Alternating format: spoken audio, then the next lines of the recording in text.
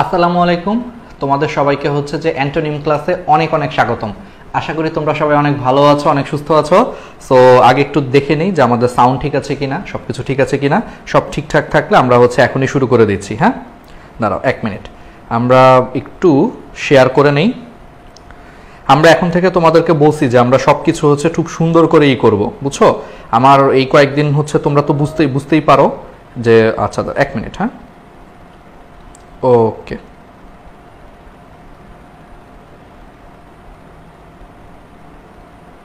ঠিক আছে।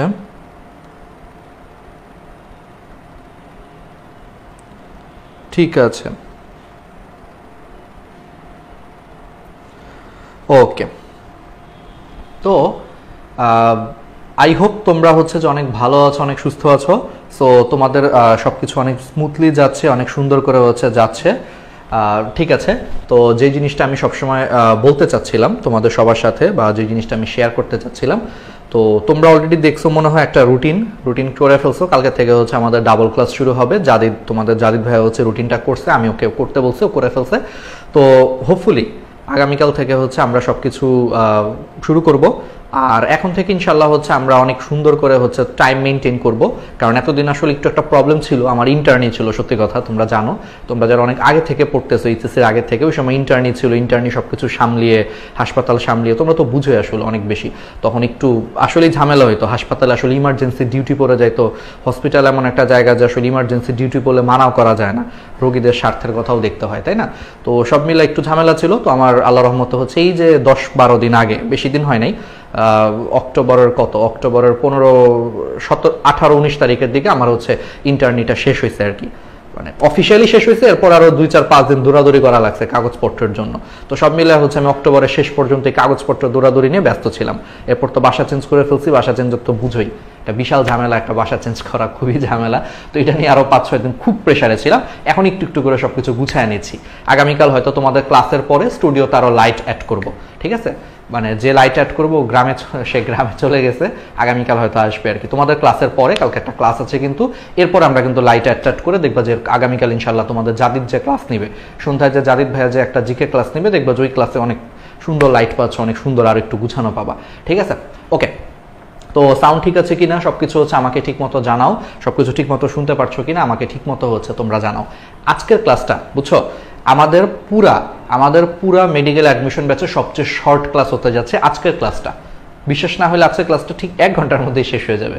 আচ্ছা, কেন আজকের ক্লাসটা পুরো আমাদের মেডিকেল ইতিহাসের মধ্যে সবচেয়ে শর্ট ক্লাস হতে যাচ্ছে তোমাদের প্রয়াসে? কারণ তোমরা তো জানো যে আমরা ক্লাস শুরু করলে ক্লাস ছাড়ি না, 3 ঘন্টা 4 ঘন্টা করে ক্লাস নিয়ে ফেলি, তাই না? কিন্তু আজকের ক্লাসটা কেন ছোট হবে? কারণ আজকের ক্লাসটা আসলে কি, সিনোনিম আর অ্যান্টোনিম দুইটা কাইন্ড অফ হচ্ছে তোমার সেম। কারণ পড়ার টেকনিক তো সেম। সিনোনিম কি ছিল? সিনোনিম শব্দের মানে হলো সমার্থক শব্দ, তাই না? আচ্ছা, আর অ্যান্টোনিম শব্দের মানে কি? অ্যান্টোনিম শব্দের মানে হচ্ছে তোমার বিপরীত শব্দ, দ্যাটস ইট, আর কিছু না। তো আমরা আগের ক্লাসে হচ্ছে সিনোনিম শিখার যে উপায়গুলো তোমাদের পড়াইছি, অ্যান্টোনিম শিখার উপায় হচ্ছে সেম, সবই সেম। কারণ অ্যান্টোনিম জাস্ট খালি বিপরীত শব্দ, তার মানে দিন শেষে বেসিক সেম। তোমাকে শব্দের অর্থ জানতে হবে, একটা শব্দের অর্থ জানতে হবে, সেই শব্দটা কোন পার্টস অফ স্পিচ সেটা জানতে হবে। তারপরে হচ্ছে ওই শব্দ দিয়ে তুমি চেষ্টা করবে একটা সেন্টেন্স তৈরি করার জন্য, এবং দিন শেষে কি করবা, বাকি অপশনগুলা কেন অ্যান্সার হইলো না, এইভাবে তোমাকে ঘেটে হচ্ছে পড়তে হবে, সলভ করতে হবে। এবং এখানেই শেষ না, আরেকটা জিনিস হচ্ছে, এর পাশাপাশি আমি বলছিলাম যে ফ্ল্যাশ কার্ড বানাইতে পারলে খুব ভালো হয়, ঠিক আছে? ফ্ল্যাশ কার্ড বানাইতে পারলে মানে খুবই ভালো হয়, যেটা হচ্ছে যে আলটিমেটলি তুমি, আজকে আমি তোমাদেরকে ফ্ল্যাশ কার্ড বানানোটা আরো প্রপার ওয়েতে দেখাবো। গতকাল কাগজ ছিল না সামনে, আমি কাগজ আনি নাই, আজকে আরো প্রপার ওয়েতে দেখাবো। তাহলে কি বুঝতে পেরেছো? এবং আমি তোমাদেরকে প্র্যাকটিস করার জন্য সিনোনিম অ্যান্টোনিমের হচ্ছে আজকে আরো 2টা পিডিএফ দিব। অর্থাৎ আজকের ক্লাসের পরে আমি আরো পিডিএফ দিব আর কি, ঠিক আছে? পিডিএফ দিব, আজকে একটা দিব, আর সিনোনিমের উপর আরেকটা বিশাল আকারের একটা পিডিএফ দিব, যেখানে হচ্ছে প্রায় 250-র মতো সিনোনিম দেওয়া আছে, অ্যান্সার সহ দেওয়া আছে। বাট তোমরা কিভাবে পড়বা, অ্যান্সার সহ আমি কেন দিয়ে দিছি, যাতে তোমাদের সলভ করতে সুবিধা হয়। তারপরেও যদি কোনো অ্যান্সার নিয়ে কনফিউশন থাকে আমাদেরকে তো তোমরা জানাবাই, ঠিক আছে? আচ্ছা, আর সাথে হচ্ছে অ্যান্সার ছাড়াও আরেকটা যে প্রবলেম বা যে জিনিসগুলো হচ্ছে তোমরা প্র্যাকটিস করবা, সেই জিনিসগুলো মানে একটু প্র্যাকটিস করবা, এই জন্য আসলে আমরা অ্যান্সার দিয়ে দিছি, যাতে মিলানোর জন্য। কিন্তু প্র্যাকটিস করার নিয়ম কি, তাহলে হোপফুলি তোমরা হচ্ছে বুঝতে পারছো না। তাহলে একটু দেখি যে সাউন্ড ঠিক আছে কিনা, সবকিছু ঠিক আছে কিনা, এটা আগে একটু দেখে তারপর শুরু করি। ওকে, হ্যাঁ একজন বলছে একটা করে ক্লাস সকালে নিলে ভালো হয়। হ্যাঁ একটা সকালে তো হবে, আগামীকালের ক্লাস তো সকালেই হবে। সকালে হচ্ছে তুমি দেখো জিকে ইংলিশের তো আমরা রুটিন দিয়ে দিছি, জিকে ইংলিশের সবগুলা ক্লাস হচ্ছে সন্ধ্যা 6:15 মাগরিবের পরপর, ঠিক আছে। আর অন্য ক্লাসটা হচ্ছে সকালে হবে। এখন এখানে একটু ব্যাপার আছে বুঝছো, যতই বলি স্বাভাবিক, আমরাও তো আসলে মানুষ আর কি, বুঝছো। তো এত একটা লেন্দি একটা জার্নি, ধরো 30 দিন বা 40 দিন বা 50 দিনের একটা জার্নিতে অনেক সময় এরকম হতে পারে যে আমাদের হঠাৎ করে সকাল একটা হয়তো কোনো একটা মানে ইমার্জেন্সি কিছু একটা চলে আসতে পারে। এই জন্য আমরা বিকালের স্লটটাও ফাঁকা রাখছি। এবং আরেকটা কাহিনী আছে, আমার তো এখন হসপিটাল শেষ, আল্লাহর রহমতে হচ্ছে আমার এখন আপাতত একটু আমি ফ্রি, 2-3 মাস ফ্রি। বিসিএস দিব সামনে, বিসিএস ওই যে প্রিলি হয়েছে, রিটার্নের পরীক্ষা সামনে, ওর জন্য একটু পড়তেছে। মানে আমাকে আপাতত আর বাসা থেকে বের হওয়া লাগতেছে না, মানে কোনো কাজের জন্য মেইনলি বের হওয়া লাগতেছে না, ফ্যামিলির কাজে বা অন্য কোনো গুরুত্বপূর্ণ কাজে তো বের হওয়া লাগবেই। কিন্তু দুপুরের স্লটটা রাখছে হচ্ছে তুরাব ভাইয়া আর হচ্ছে তোমাদের জাদিদ ভাইয়ার জন্য, ঠিক আছে। কারণ তুরাব এবং জাদিদ তোরা এখনো পড়তেছে, জাদিদ হচ্ছে ফাইনাল ইয়ারে, ঠিক আছে, আর তুরাব হচ্ছে ফার্স্ট ইয়ারে। তো ওদের তো হচ্ছে তোমার কিছু জিনিস হচ্ছে ক্লাস তো করতে হয়, বুঝুন। ওদের তো ডিএমসিতে ঠিকই যাওয়া লাগে, আমার তো এখন ডিএমসিতে যাওয়া লাগতেছে না। এই জন্য বিকালের স্লটটা রাখছে আসলে ওদের জন্য, কারণ ওদের সকালে ক্লাস থাকে, বুঝোই তো, ঢাকা মেডিকেলে ক্লাস হয় না, সকালে ক্লাস হয়। আমার আপাতত সমস্যা নেই, এই জন্য সকালের যত ক্লাস দেখবা শুক্রবার বাদে সবগুলো সকালের ক্লাস, মানে তুমি আগেই ধরে নেবা যে ওটা ক্লাস আমি নিব, জাদিদ বা তুরাব নিবে না। হয়তো ওদের বন্ধের দিনে 1-2টা ক্লাস নিতে পারে, আজকে হয়তো মেডিকেলে কোনো কারণে বন্ধ বা কোনো কিছুর কারণে, ওইটা এক্সেপশন, ঠিক আছে। কিন্তু মেইনলি বিকালের দিকে যে ক্লাসটা পাবা বা দুপুরের দিকে যে ক্লাসটা পাবা, তোমরা বুঝতেই পারতেছো প্রয়াসের ক্লাসগুলো এটা হচ্ছে তুরাব অথবা জাদিদ হচ্ছে নিবে, ঠিক আছে।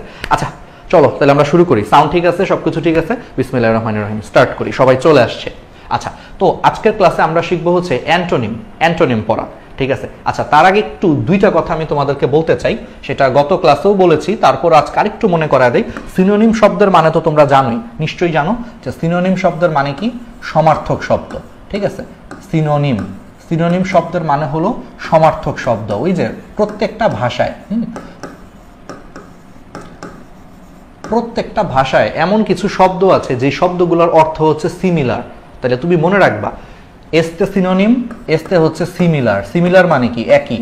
তাহলে প্রত্যেকটা ভাষায় এমন কিছু শব্দ আছে যে শব্দগুলোর অর্থ হচ্ছে সমান, এই জন্য এগুলোকে বাংলায় বলা হয় সমার্থক, মানে সম অর্থ। সমার্থক শব্দটা আসছে সম মানে সমান, বুঝতেই পারতেছো। অর্থক শব্দটা আসছে অর্থ থেকে, তার মানে সমান অর্থ, মানে সেম অর্থ, সমার্থক শব্দ, বা এগুলোকে ইংলিশে সিমিলার ওয়ার্ডও বলা হয়। সিনোনিমসকে মনে রাখার টেকনিক কি, এস্তে সিনোনিম, এস্তে সিমিলার। তাহলে সিনোনিম মানে সিমিলার বা সমার্থক শব্দ। আচ্ছা, আর অ্যান্টোনিম, ঠিক আছে, অ্যান্টোনিম হচ্ছে তোমার বিপরীত শব্দ, মানে যার অর্থ হচ্ছে পুরো উল্টা, বিপরীত শব্দ, এগুলো তোমরা জানো।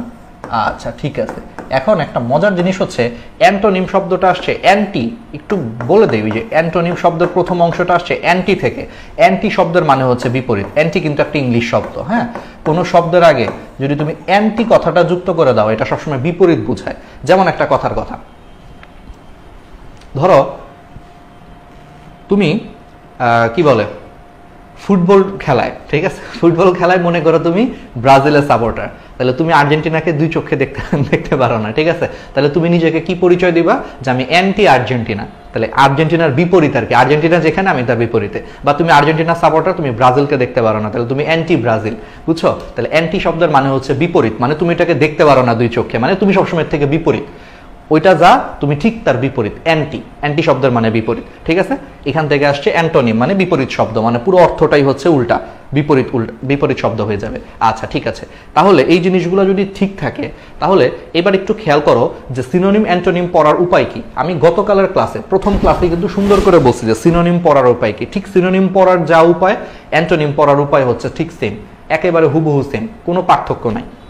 তাহলে আমি কি বলছি, আমি আরেকবার একটু মনে করা দিই, কারণ গতকালের ক্লাস যাদের মিস গেছে, এখনো করো নাই, একটু খালি রিমাইন্ড করা, কারণ এটা ইম্পর্টেন্ট, হ্যাঁ। অ্যান্টোনিম ক্লাসও একটু বলি। সিনোনিম অ্যান্টোনিম পড়ার আসল উপায় হচ্ছে তুমি কি করবা, তুমি প্রথমে সিনোনিম অ্যান্টোনিমের জন্য কি করবা, প্রশ্ন ব্যাংক আগে তোমাকে নিতে হবে, ঠিক আছে। ইংলিশের একটা প্রশ্ন ব্যাংক লাগবে, কারণ স্বাভাবিক, তুমি সিনোনিম অ্যান্টোনিম হচ্ছে প্রশ্ন ব্যাংক ছাড়া তো তুমি পারবা না, তাই না। একটা প্রশ্ন ব্যাংক লাগবে, প্রশ্ন ব্যাংকে চলে যাবা সরাসরি। কোনো মনে করে যে গ্রামার বই খোলার দরকার নেই। অনেক জায়গায় অনেক কথা শুনবা, অ্যাডমিশনে যত কথা শুনবা তুমি তত বেশি কনফিউজড হয়ে যাবা।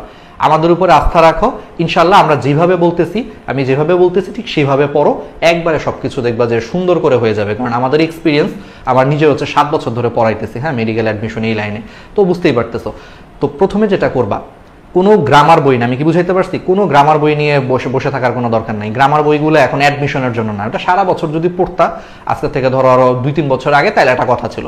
অ্যাডমিশনে যেটা করবা, তুমি বিগত 15 বছরের, 20 বছর হলে আরো ভালো, অন্তত মানে বিগত 15 বছরের medical admission test, dental admission test, varsity admission test, BCS প্রশ্ন, সরকারি চাকরি পরীক্ষার প্রশ্ন, ইঞ্জিনিয়ারিং অ্যাডমিশনের প্রশ্ন।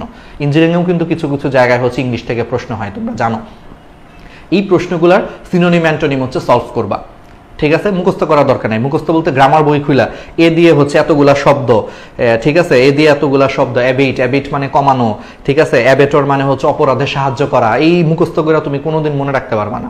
এটা হচ্ছে টিপিক্যাল কনভেনশনাল পড়াশোনা। এই পড়াশোনা দিয়ে তুমি লাইফে অনেক ট্রাই করছো, বাট এইভাবে কখনো শব্দ শেখা যায় না। একটা শব্দ শেখার সাইন্টিফিক মেথডটা আমি তোমাদের কাছে শেখাচ্ছি। তাহলে বাদ, তাহলে প্রশ্ন সলভ করবা। এখন প্রশ্ন সলভের আবার কাহিনী আছে। স্টুডেন্টরা কেমনে প্রশ্ন সলভ করে, ওরা জাস্ট অ্যান্সার মিলায় যে আচ্ছা ঠিক আছে, হ্যাঁ, যে ক্রুয়েল মানে নিষ্ঠুর, তাহলে এটার সিনোনিম কি হইতে পারে, ইনহিউম্যান মানে অমানবিক, আচ্ছা ঠিক আছে, কাছাকাছি মিল আছে, মানে এরকম মুখস্থ করে আসলে না। তুমি কি করবা, এখন যে প্রশ্নগুলা সলভ করবা, সেই প্রশ্নগুলার প্রথমে তুমি আগে শব্দের অর্থ জানবা বাংলা ভাষায়। বাংলাতে অর্থ জানতে হয়। দেখো অনেক সময় আছে, মানে আমরা তো বাঙালি মানুষ, আমরা বাংলায় কিন্তু জিনিসটা অনেক ভালো বুঝি, অন্য ভাষায় কিন্তু তুমি ভালো বুঝবা না। সো প্রশ্নে যে শব্দটা দেওয়া আছে, আগে তুমি সেই শব্দটার অর্থটা তুমি আগে সুন্দর করে দেখবা। এখন এটা আমি বলতে পারবো যে ডিকশনারি থেকে খুঁজতে পারো বা গুগল করতে পারো, কিন্তু এখন গুগল করলে একটা প্রবলেম কি, যত বেশি ফোন হাতে নিবা পড়ার সময় তুমি ডিস্ট্রাক্টেড হয়ে যাবা। এই জন্য আমার কাছে মনে হয় একটা ইংলিশ টু বাংলা ডিকশনারি সবার বাসাতেই আছে। ছোটবেলায় সবাই ডিকশনারি কিনছো, সবার বাসাতেই কম বেশি ইংলিশ টু বাংলা ডিকশনারি আছে। ডিকশনারি খুলো, কারণ তুমি মোবাইল হাতে নাও মানে তুমি ডিস্ট্রাক্টেড হয়ে যাবে। নয়তো মোবাইল একটা ভালো অপশন ছিল যে ফোনে গুগলে সার্চ দিলেও আসলে ভালো চলে আসে, বাট তোমার সময় নষ্ট হবে। সো একটা ডিকশনারি নিবা, ডিকশনারি নিয়ে সেখানে প্রত্যেকটা শব্দের অর্থ দেখবা, অর্থাৎ প্রশ্নে যে শব্দটা দেওয়া আছে সেটার তুমি বাংলা অর্থ দেখবা। ঠিক আছে, দেখলা, দেখার পর কি করলা, দেখার পরে তুমি দেখবা যে ডিকশনারিতে ওইখানে পার্টস অফ স্পিচও কিন্তু দেওয়া থাকে। ইংলিশ টু বাংলা ডিকশনারিতে দেখবা পার্টস অফ স্পিচ মানে ওই ওয়ার্ডটা কোন পার্টস অফ স্পিচ সেটাও কিন্তু পাশে দেওয়া থাকে, সেটা দেখবা যে ওটা কি নাউন, ওটা কি নাকি অ্যাডজেক্টিভ, নাকি ওটা ভার্ব, এগুলোই নর্মালি বেশি থাকে আর কি সিনোনিম অ্যান্টোনিমে আর কি। দেখলা, দেখার পর এখন তুমি চেষ্টা করবা ওই শব্দটা দিয়ে তুমি একটা সেন্টেন্স তৈরি করার চেষ্টা করবা। সাপোজ ধরো একটা সেন্টেন্স কি, মানে ধরো সিমিলার একটা শব্দ, তুমি এই সিমিলার, তাইলে তুমি এখান থেকে একটা কথা হচ্ছে তুমি এইভাবে বলতে পারো সিমিলার শব্দটাকে যে this phone is kind of similar to that of mine, মানে এই ফোনটা অনেকটা আমার সেই ফোনের মতো দেখতে। তাহলে this phone is kind of similar to that phone of mine, ঠিক আছে? তাহলে এই যে দেখো একটা সেন্টেন্স যে তৈরি করা শিখে ফেললা না, একটা সেন্টেন্স, তাহলে কিন্তু তোমার আলটিমেটলি কি হইলো, তোমার ভোকাবুলারিটা এনরিচড হলো, তোমার মনে থাকবে। আর তুমি যে একটা সেন্টেন্স তৈরি করছো তোমার মাথায় ঢুকে যাবে, আচ্ছা সিমিলার জন্য কি সেন্টেন্স বানাইছিলাম, হ্যাঁ মনে পড়বে যে this phone is quite similar with that phone বা উইথ দ্যাট অফ মাইন্ড, ঠিক আছে? আচ্ছা, তাহলে তোমার কিন্তু মনে পড়ে যাবে যে ও আচ্ছা সিমিলার মানে আমি তখন একটা সেন্টেন্স বানাইছিলাম যে এই ফোনটা অনেকটাই ফোনের মতো দেখতে, তার মানে তোমার মাথায় ঢুকে যাবে, পরীক্ষা হলে দাগাইতে যা দেখবে এগুলো মনে পড়বে, বুঝো আচ্ছা তার মানে সিমিলার মানে হচ্ছে একই বা এরকম টাইপের কিছু একটা। আমি কি বুঝাইতে পারছি? এই জিনিসটা কিন্তু তোমাদেরই করবে, ঠিক আছে? আচ্ছা, এখন এরকম করে করলা, তারপরে কি করবা, বা আরেকটা এক্সাম্পল দিই, এরকম আরেকটা এক্সাম্পল দিই, যেমন ফ্যামিলিয়ার। বলো তো ফ্যামিলিয়ার শব্দের মানে কি? আচ্ছা আলহামদুলিল্লাহ, আমি একটু তোমাদেরকে একটু দু একটা জিনিস এগুলো দেখাচ্ছি, এগুলো একটু ইম্পর্টেন্ট, কারণ সাইন্টিফিক ওয়েতে তুমি যদি না পড়ো সিনোনিম অ্যান্টোনিম আসলে পড়ে মনে রাখতে পারবা না, ঠিক আছে? গতানুগতিক পড়ে হয় না এগুলা। ফ্যামিলিয়ার মানে পরিচিত। অনেক সময় বলি না যে আমি তো তোমার পরিচিত, ঠিক আছে? তাহলে এটার একটা সেন্টেন্স কি হতে পারে, যেমন এটা একটা সেন্টেন্স হতে পারে I am quite familiar with Rahat ভাই। ধরো তোমরা সবাই আমাকে চিনো, তোমরা সবাই আমার পরিচিত, বা আমি তোমাদের সবার পরিচিত, তুমি বলতেছো I am quite familiar with Rahat ভাই, তাহলে রাহাত ভাইয়ের সাথে আমি অনেক পরিচিত আর কি, ঠিক আছে? তাহলে ফ্যামিলিয়ার, এই যে তুমি একটা সেন্টেন্স তৈরি করে ফেললা, দেখবা তুমি জীবনে আর ফ্যামিলিয়ার শব্দটার মানে ভুলবা না, তোমার মনে থাকবে। কারণ তখন তোমার অবচেতন মনে যখনই প্রশ্ন দাগাইতে যাবা, অবচেতন মনে দেখবা তোমার মধ্যে বলে উঠবা, সেটা নিয়ে একটা সেন্টেন্স বানাইছিলাম যে I am quite familiar with Rahat ভাই, রাহাত ভাইয়ের সাথে আমি বেশ পরিচিত, এই তো তোমার মনে পড়ে যাবে, তখন তোমার মনে পড়ে যাবে, তার মানে ফ্যামিলিয়ার মানে পরিচিত। পরীক্ষার হলে এই জিনিসটাই ইম্পর্টেন্ট, এটাই তোমাকে হেল্প করবে, ঠিক আছে? সেন্টেন্স বানায় ফেলা, তারপরে কি করলা, অ্যান্সার তো যে কোনো একটা হবে, যে কোনো একটা মানে 4টা অপশনের মধ্যে যে কোনো একটা অপশন অ্যান্সার, ঠিক আছে, কিন্তু বাকিগুলো কেন অ্যান্সার হইল না? তাহলে বাকি শব্দের অর্থগুলা কি সেটাও সেম ওয়েতে ডিকশনারি খুঁজে খুঁজে বের করবা, খুঁজে খুঁজে বের করবা, বের করে এগুলো হচ্ছে পড়বা, ঠিক আছে? তাহলে এতে করে কি হবে, তুমি একটা প্রশ্ন সলভ করবা, তোমার একটা প্রশ্ন সলভ করতে যে তোমার 5টা শব্দের অর্থ শেখা হবে। প্রশ্নে একটা শব্দ দেওয়া থাকে, সেটার অর্থ শেখা হয়ে যাবে, আর অপশনের 4টারই তোমার শেখা হয়ে যাবে, সাথে তোমার পার্টস অফ স্পিচও কিন্তু অনেক কাভার হয়ে যাবে, বিশ্বাস করো। কারণ অনেক সময় হঠাৎ করে চলে আসতে পারে, যেমন তুমি ধরো ফ্র্যাগ্রেন্স, ফ্র্যাগ্রেন্স শব্দের মানে হচ্ছে সুঘ্রাণ, এরকম কিছু একটা, সুগন্ধি বা সুঘ্রাণ। এই ফ্র্যাগ্রেন্স হচ্ছে একটা নাউন। তুমি যখন এরকম সিনোনিম অ্যান্টোনিম কভার করবা, তোমার ওই পড়তে যেয়ে দেখবা যে তোমার এটাও মনে হয়ে যাবে, আচ্ছা ফ্র্যাগ্রেন্স তো নাউন। পরীক্ষা ধরে এটাই চলে আসতে পারে, পার্টস অফ স্পিচ থেকেও তো প্রশ্ন আসে, পরীক্ষা আসতে পারে which parts of speech is the word fragrance, fragrance কোন ধরনের পার্টস অফ স্পিচ, তখন তো তোমার মনে পড়ে যাবে আরে এটা তো ভোকাবুলারিতে আমি পড়ছিলাম, এটা তো নাউন, ব্যাস তুমি কিন্তু মজায় মজায় দাগায় ফেললা, এই যেভাবে ইন্টিগ্রেট করে ফেললা যে পড়বে একবার, কিন্তু সে এক পড়া দিয়ে তোমার সিনোনিম কভার হচ্ছে, অ্যান্টোনিম কভার হচ্ছে, স্পেলিংও কভার হচ্ছে, কারণ এইগুলোই তো স্পেলিং আসবে, ফ্যামিলিয়ার শব্দের দেখবা স্পেলিং পরীক্ষায় দিয়ে দিচ্ছে, স্পেলিংও তো আসে মেডিকেলে, স্পেলিংও কভার হবে, আবার পার্টস অফ স্পিচ ধরে ধরে পড়লে পার্টস অফ স্পিচও প্র্যাকটিস হয়ে যাবে। আমরা পড়াবো পার্টস অফ স্পিচ, আমরা আলাদা করেও পড়াবো, কিন্তু বললাম একবার অনেক কিছু কভার হয়ে যাবে, আবার সেটা দিয়ে যদি একটা সেন্টেন্স তৈরি করতে পারো না, তোমার ইংলিশের দুর্বলতা অনেকটাই কমে যাবে আসলে। এইভাবে একটু মানে একটু এই ওয়েতে পড়বা, এই ওয়েতে বেশি না, এই ওয়েতে খুব বেশিও না, বিশ্বাস করো। তুমি 100টা প্রশ্ন সলভ করো, 100টা প্রশ্ন সলভ করলে তোমার 500 শব্দ শেখা হয়ে যাবে। তুমি কি ইমাজিন করতে পারতেছো? 100টা প্রশ্ন সলভ করবে এই ওয়েতে, তোমার 500টা প্রশ্ন শেখা হয়ে যাবে, এটাই তোমার সম্পদ। এই জিনিসটা নিয়েই তুমি পরীক্ষার হলে যাও, দেখবে এর মধ্যে আল্লাহর মতো কমন করছে। আর না পড়লে কিছু করার নাই, দেখো ভাই ইংলিশে লক্ষ লক্ষ শব্দ আছে, যদি তারপরও না পড়ে কিছু করার নাই, কিন্তু আমি বিশ্বাস করি এরকম 100 থেকে 150 প্রশ্ন যদি সলভ করতে পারো, প্রত্যেকটা এরকম 5টা করে শব্দের অর্থ শিখছো, বানান শিখে ফেলছো, সেন্টেন্স তৈরি করে ফেলছো, তুমি মানে করে ফেলছো, তুমি 150 এমসিকিউ সলভ করতে পারলে 750 তোমার শব্দের অর্থ শেখা হয়ে যাবে, এবং এটা মনেও থাকবে। 750-র মধ্যে সব হয়তো মনে থাকবে না, তো 750-র মধ্যে দেখবে 300-400 তোমার মনে আছে, এটাই তোমার কাজে লাগবে। আর তুমি গতানুগতিক ওয়েতে পড়ো, কোনো সেন্টেন্স তৈরি না করে, কোনো পার্টস অফ স্পিচ না জেনে, আন্দাজে খালি ঠাটা মুখস্থ করো, দেখবে এটা তোমার পারবা না আসলে, একটু আনকমন দিলেই তুমি পারবা না।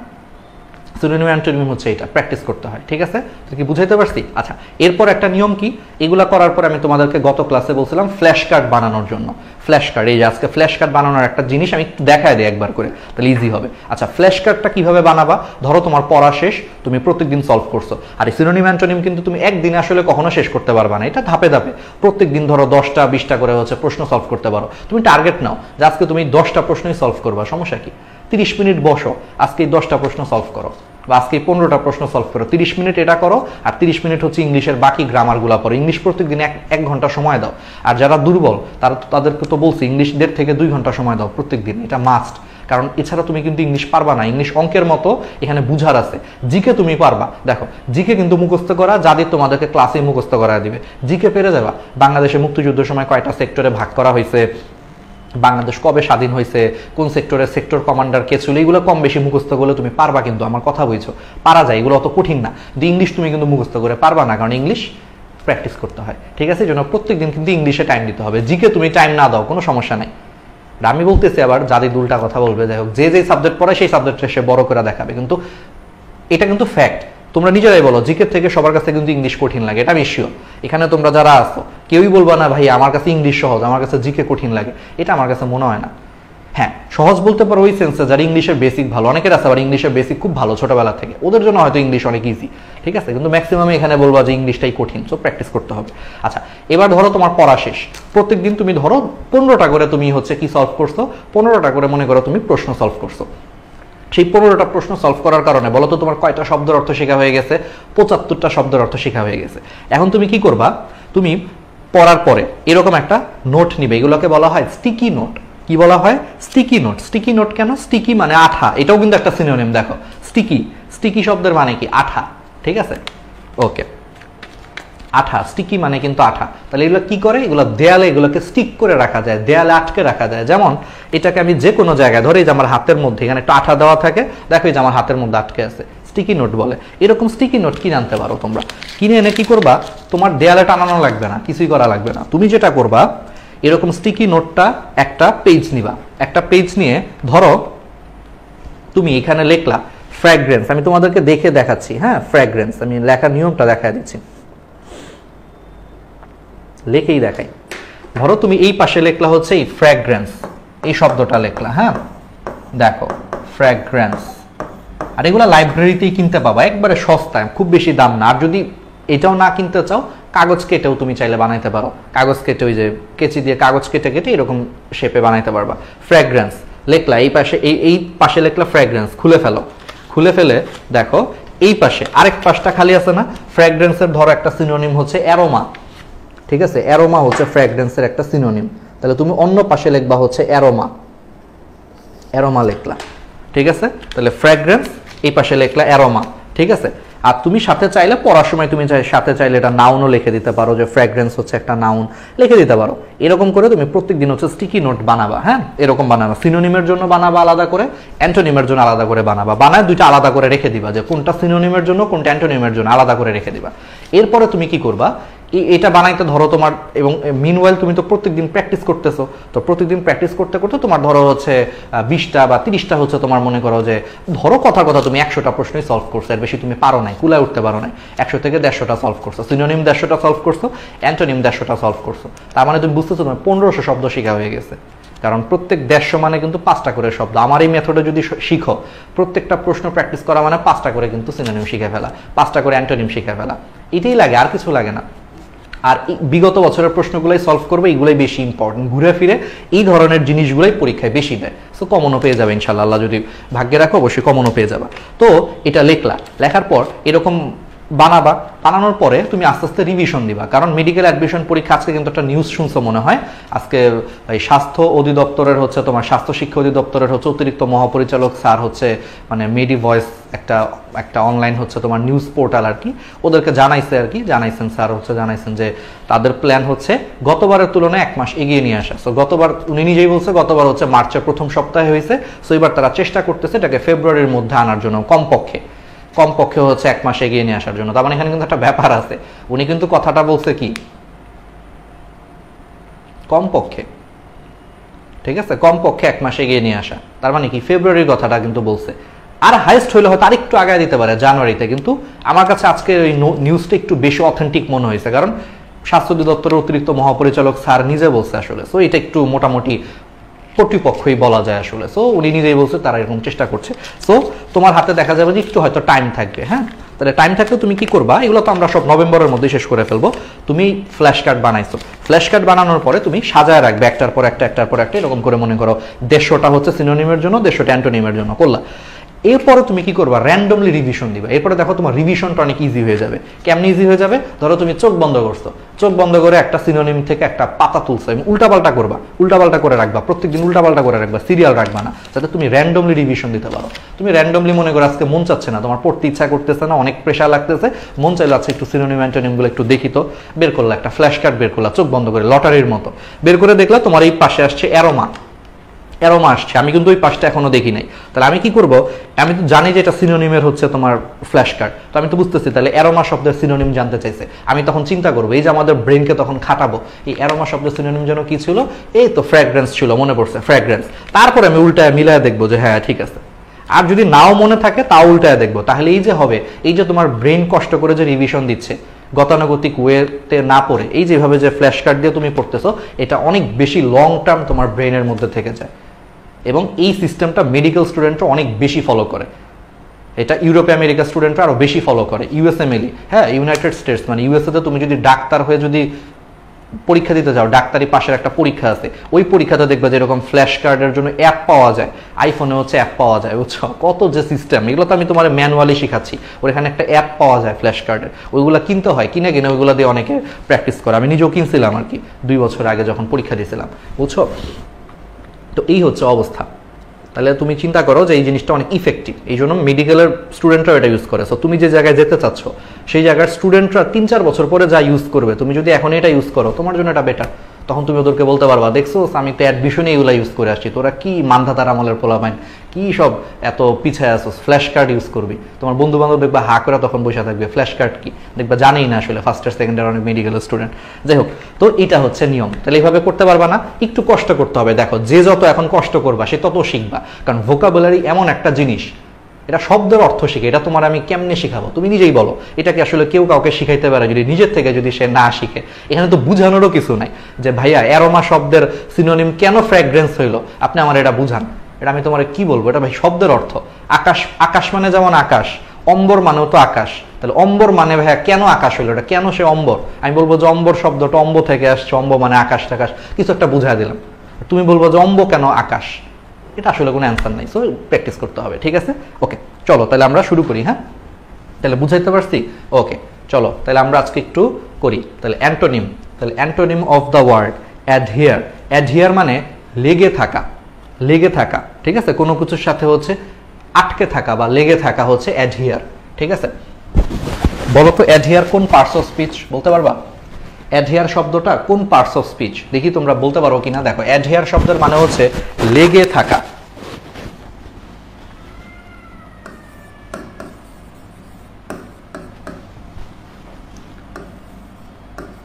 এটা হচ্ছে ভার্ব, কোনো কিছুর সাথে তুমি লেগে আছো, এটা কি ভার্ব? অ্যাডহিয়ার হচ্ছে শব্দটা হচ্ছে ভার্ব, ঠিক আছে? লেগে থাকা। আচ্ছা ঠিক আছে, তাহলে এখান থেকে একটা সেন্টেন্স তৈরি করে ফেলো, একটা সেন্টেন্স তৈরি করে ফেলো। আমি তো যেভাবে পড়ানোর রুলস বলছি, একটা রুলস তৈরি করে ফেলো। তাহলে সেন্টেন্সটা হইতে পারে এরকম যে you should adhere, you should adhere to rules. তোমার নিয়ম কানুনের প্রতি লেগে থাকা উচিত বা নিয়ম কানুন ফলো করা উচিত।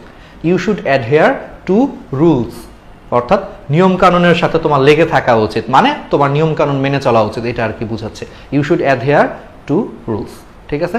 ওকে এরকম আর কি ব্যাপারটা। আচ্ছা এখন বলছে এটার অ্যান্টোনিম বলছে, তাহলে অ্যান্টো মানে কি? যে অ্যান্টি, অ্যান্টি মানে বিপরীত, তার মানে এটা বিপরীত শব্দ। তাহলে লেগে থাকা, বলো লেগে থাকার বিপরীত শব্দ কি হতে পারে?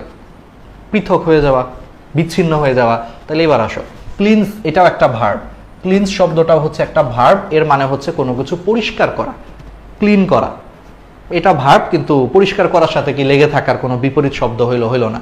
এনগালফ মানে কোনো কিছুকে চারপাশ থেকে ঘিরে ফেলা। এনগালফ শব্দের মানে হচ্ছে কোনো কিছুকে চারপাশ থেকে ঘিরে ফেলা, ঠিক আছে?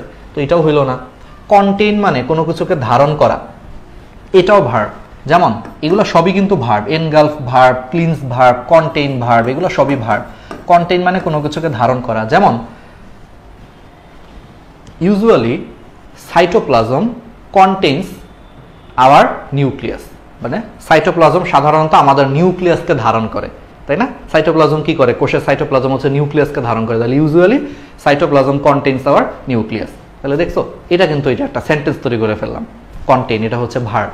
দেখছো এইভাবে সেন্টেন্স তৈরি করে করে পড়লে তোমার বেসিকটাও ভালো হবে, তোমার আরও মানে প্র্যাকটিসটা সেই হবে এবং তুমি সহজে ভুলবাও না। তখন মনে থাকবে হ্যাঁ আমি একটা সব মানে সেন্টেন্স বানাইছিলাম যে সাইটোপ্লাজম কন্টেইনস আওয়ার নিউক্লিয়াস। তাহলে কন্টেইন মানে যেন কি ছিল? সাইটোপ্লাজম আমাদের নিউক্লিয়াসকে যেন কি করে? ও ধারণ করে, তার মানে কন্টেইন মানে ধারণ করা। তোমার কিন্তু মনে পড়ে যাবে। এইভাবে সেন্টেন্স বানাইলে তোমার লং টার্ম এটা মেমোরিতে ক্রিয়েট হবে। সাথে ফ্ল্যাশ কার্ড ইউজ করবা, ফ্ল্যাশ কার্ড দেখে দেখে অ্যান্সার করার চেষ্টা করবা, মানে দেখে দেখে বলতে রিভিশন দেওয়ার সময় ফ্ল্যাশ কার্ড সিস্টেমটা ইউজ করবা, সেখানেও মনে মনে সেন্টেন্স বানানোর চেষ্টা করবা। যে অ্যারোমা, অ্যারোমা দিয়ে একটা সেন্টেন্স চিন্তা করতে পারো। যেমন তুমি বলতে পারো the aroma of this paint, the aroma of this paint is very beautiful, মানে এই রঙের গন্ধটা অনেক সুন্দর। The aroma of this paint is very beautiful, এই একটা সেন্টেন্স তৈরি করে ফেললা। প্রথম প্রথম ভুল হতে পারে ভাই, দু একটা জায়গায় ভুল হবে। তুমি কি ব্রিটিশ লোক, তুমি কি আমেরিকান লোক যে তোমার মাতৃভাষা ইংলিশ? তোমার তো মাতৃভাষা ইংলিশ না, মাতৃভাষা বাংলা। এটা নিয়ে লজ্জা পাওয়ার কিছু নেই। প্রথম প্রথম ভুল হবেই, বাট ভুল হবে এই ভয়ে তুমি প্র্যাকটিস না করলে তুমি কোনোদিনই ঠিক করতে পারবে না। এটা তোমাকে মাথায় রেখে আগাও। ভুল হোক শুদ্ধ হোক সেন্টেন্স আস্তে আস্তে তৈরি করার ট্রাই করো, দেখবি ইংলিশ অনেক ইজি হয়ে গেছে তোমার জন্য এবং স্পিকিংটাও অনেক ডেভেলপ করবে আস্তে আস্তে। আচ্ছা এবার আসো, তাহলে ডিটাচ শব্দের মানে হচ্ছে পৃথক, বুঝছো? ডিটাচ মানে হচ্ছে পৃথক, তাহলে এইটা হচ্ছে অ্যান্সার। লেগে থাকা, তার বিপরীত শব্দ হচ্ছে পৃথক করা। ডিটাচ মানে কোনো কিছুকে পৃথক করে দেওয়া, এটা হচ্ছে অ্যান্সার। আচ্ছা প্রভোক, তাহলে প্রভোকের বিপরীত শব্দ নিচের কোনটি? আর এখানে যতগুলো প্রশ্ন দেখতেছো এগুলো সবই কিন্তু বিগত বছরের মেডিকেল প্রশ্ন, ডেন্টাল প্রশ্ন, বিসিএস প্রশ্ন, ভার্সিটি ইঞ্জিনিয়ারিং বা সরকারি চাকরি পরীক্ষার প্রশ্ন, মানে সবই গুরুত্বপূর্ণ প্রশ্ন। আলতু ফালতু কিন্তু কোনো প্রশ্ন নেই, আন্দাজে কোনো প্রশ্ন দেয় নেই, সব গুরুত্বপূর্ণ প্রশ্ন।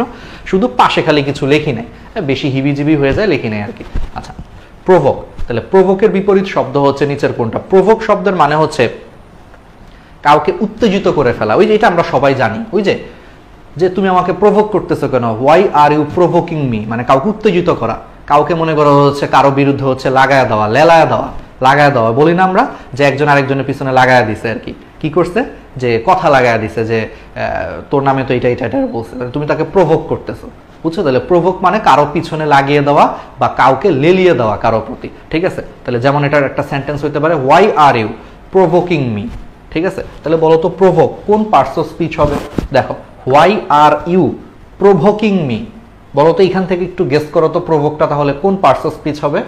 ভার্ব, ভার্ব হবে। এই জন্য দেখো এটার সাথে আইএনজি বসছে, why are you provoking me, present continuous tense, এই জন্য ভার্বের সাথে আইএনজি বসছে, why are you provoking me, present continuous tense, but এটা মানে কোশ্চেন আছে আর কি, ঠিক আছে? ইন্টারোগেটিভ সেন্টেন্স আকারে আছে, দ্যাটস ইট। তাহলে ঠিক আছে, তাহলে প্রভোক মানে কাউকে লেলিয়ে দেওয়া, কারো বিরুদ্ধে রাগিয়ে দেওয়া, ঠিক আছে? তাহলে এটা হচ্ছে, এটার বাংলা কি? এটা হচ্ছে ভার্ব, এটার বাংলা হচ্ছে উত্তেজিত করা বা কারো বিরুদ্ধে লাগিয়ে দেওয়া। আচ্ছা, তাহলে বলো এটার বিপরীত শব্দ বলছে। আচ্ছা, অ্যাঙ্গার, অ্যাঙ্গার মানে রাগ, তাহলে উত্তেজিত করা আর রাগিয়ে দেওয়া ওই সেমই তো হইলো, তাহলে এটা হইলো না, বিপরীত শব্দ বলছে।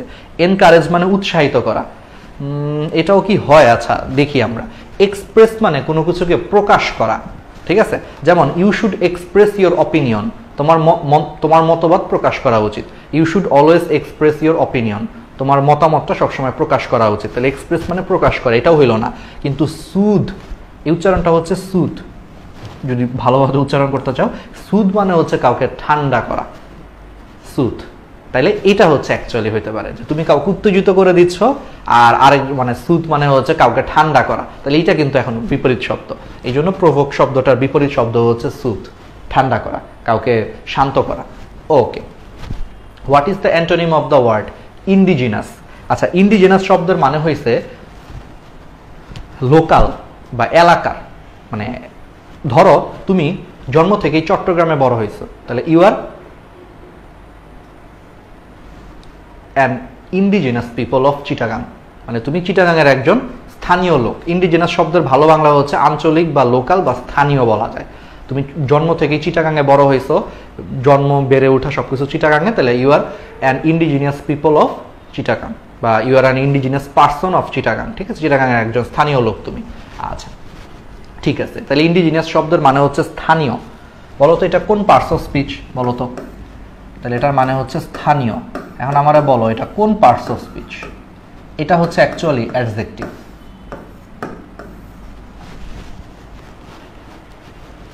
অ্যাডজেক্টিভ, ইন্ডিজিনাস পিপল, স্থানীয় জনতা বা স্থানীয় লোক। তাহলে পিপল হচ্ছে একটা নাউন, তাহলে খেয়াল করে দেখো এটা নাউনের আগে বসে নাউনকে মডিফাই করে, তাহলে নাউনের আগে বসে যে নাউনকে মডিফাই করে সে কিন্তু অ্যাডজেক্টিভ হয়। এই জন্য ইন্ডিজিনাস শব্দটা হচ্ছে মানে অ্যাডজেক্টিভ, কারণ ইন্ডিজিনাস পিপল স্থানীয় লোক, ঠিক আছে? ওকে, তাহলে এখন বলো এটার তাহলে অ্যান্টোনিম বলছে, কিন্তু খেয়াল রেখো, আবার কিন্তু মাঝে মাঝে একটু খেয়াল রাখবা ভাই, সিনোনিম চাইছে নাকি অ্যান্টোনিম চাইছে। অনেকে কিন্তু আমি দেখছি পরীক্ষায় সিনোনিম চাইছে অ্যান্টোনিম দাগায় আসছে, বা অ্যান্টোনিম চাইছে সিনোনিম দাগায় আসছে, তাড়াহুড়া করে। পরীক্ষার হলে কখনো তাড়াহুড়া করা যাবে না, এই জন্য প্রশ্ন ভালো মতো পড়তে হবে। তাহলে নেটিভ, নেটিভ মানেও স্থানীয়, এটা মানেও স্থানীয়, এটাও অ্যাডজেক্টিভ। লোকাল মানেও স্থানীয়, এটাও অ্যাডজেক্টিভ।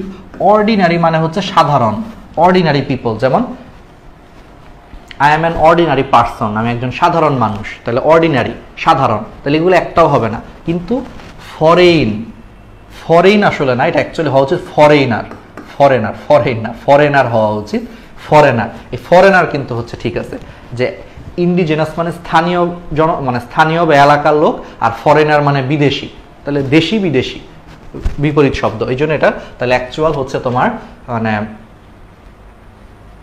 কি হবে? ফরেনার। হ্যাঁ, বুঝতে পারছো? বিদেশি আর কি।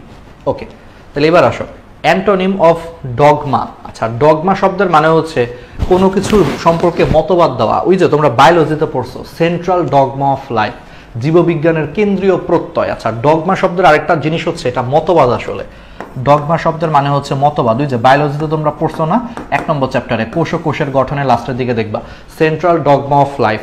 বলো তো সেন্ট্রাল ডগমা অফ লাইফটা কি ছিল? যে তোমার ডিএনএ থেকে হচ্ছে ট্রান্সক্রিপশনের মাধ্যমে আরএনএ তৈরি হবে, আরএনএ থেকে ট্রান্সলেশনের মাধ্যমে প্রোটিন তৈরি হবে, প্রোটিন হচ্ছে তোমার ডিএনএর বেস সিকোয়েন্স অনুযায়ী তৈরি হয়ে প্রোটিন হচ্ছে তোমার ডিএনএর হয়ে কোষের যাবতীয় কাজকর্ম নিয়ন্ত্রণ করবে। এই যে সিরিয়ালটা, এই সিরিয়ালটাকে তোমার বলা হয় সেন্ট্রাল ডগমা অফ লাইফ, মানে ডিএনএ থেকে ট্রান্সক্রিপশন প্রক্রিয়ার মাধ্যমে আরএনএ তৈরি হবে, আরএনএ থেকে ট্রান্সলেশন প্রক্রিয়ার মাধ্যমে প্রোটিন তৈরি হবে। এই সিরিয়ালটাকে বলা হয় জীববিজ্ঞানের কেন্দ্রীয় প্রত্যয় বা সেন্ট্রাল ডগমা অফ লাইফ। বায়োলজির জিনিস, এটা যখন আমরা পড়াবো তখন বলবো। যাই হোক, তাহলে একটু চিন্তা করো, তাহলে এই যে সেন্ট্রাল ডগমা, তাহলে ডগমা মানে হচ্ছে মতবাদ, মতবাদ তার মানে কোনো একটা থিওরি বা মতবাদকে বলা হয় ডগমা, ঠিক আছে? তাহলে এটার সাথে এখন একটু চিন্তা করো তো কার মিল থাকতে পারে। দেখো, ডকট্রিন, ডকট্রিন মানে হচ্ছে তোমার মতবাদ, সেম। টেনেট, এটা মানেও তোমার মতবাদ। প্রিন্সিপাল মানে নীতি, মতবাদ নীতি এগুলো প্রায় সেম। মানে নীতি, নীতি বলতে কি, মানে প্রত্যেকটা প্রতিষ্ঠানের কিছু মূলনীতি থাকে না, যেমন তোমাদের কলেজ পরিচালনার কিছু মূলনীতি আছে, ওই মতবাদ নীতি এগুলো কিন্তু সেম, সেম অর্থ। কিন্তু এটার সাথে বিপরীত শব্দ হচ্ছে আনবিলিভ, মানে অবিশ্বাস। তাহলে ডগমা হচ্ছে তোমার মতবাদ, যেই মতবাদটা সবাই বিশ্বাস করে, এরকম একটা কিছু হচ্ছে ডগমা। তাহলে এই একটা মতবাদ যেটাকে সবাই বিশ্বাস করে। আর আনবিলিভ মানে হচ্ছে অবিশ্বাস, যেটাকে কেউই বিশ্বাস করে না। তাইলে মতবাদ বা মানে বিশ্বাস করে যেই মতবাদটাকে, তার বিপরীত শব্দ হচ্ছে আনবিলিভ হবে সেই ক্ষেত্রে। তাহলে অ্যান্টোনিম হচ্ছে এখানে আনবিলিভ, ঠিক আছে? এইভাবে তোমাকে শব্দ ভেঙে ভেঙে ভেঙে ভেঙে দেখতে হবে।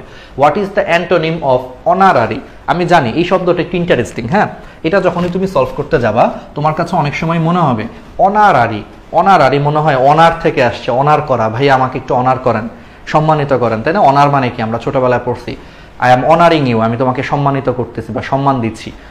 অনার মানে সম্মান টম্মান কিছু একটা তোমরা মনে করো আসলে, তাই না? সেখান থেকে তোমাদের মনে হইতেই পারে যে অনারারি মানে সম্মান, সম্মান রিলেটেড কিছু একটা। না, অনারারি শব্দের মানে কি জানো? অবৈতনিক। মানে তোমাকে কোনো স্যালারি না দিয়ে তোমারে কামলার মতো খাটাচ্ছে, বুঝছো? আমরা বলি না যে স্যালারি না দিয়ে কামলার মতো খাটাবে, কিন্তু তোমাকে দিন শেষে মুখে মুখে বলবে যে হ্যাঁ তোমাকে আমি অনেক সম্মান করি, আল্লাহ কি বলো, তোমাকে কেন আমি টাকা দিব, টাকা দিয়ে কি তোমাকে ছোট করা যায়, এরকম এরকম, বুঝছো? অনারারি মানে হচ্ছে অবৈতনিক, তোমাকে বিনা বেতনে খাটাবে। বিনা বেতনে মনে করো যে কামলার মতো খাটায় তোমার সামনে ভালো ভালো কথা বলবে। এগুলো কিন্তু অনেক অফিসেও করে, জানো?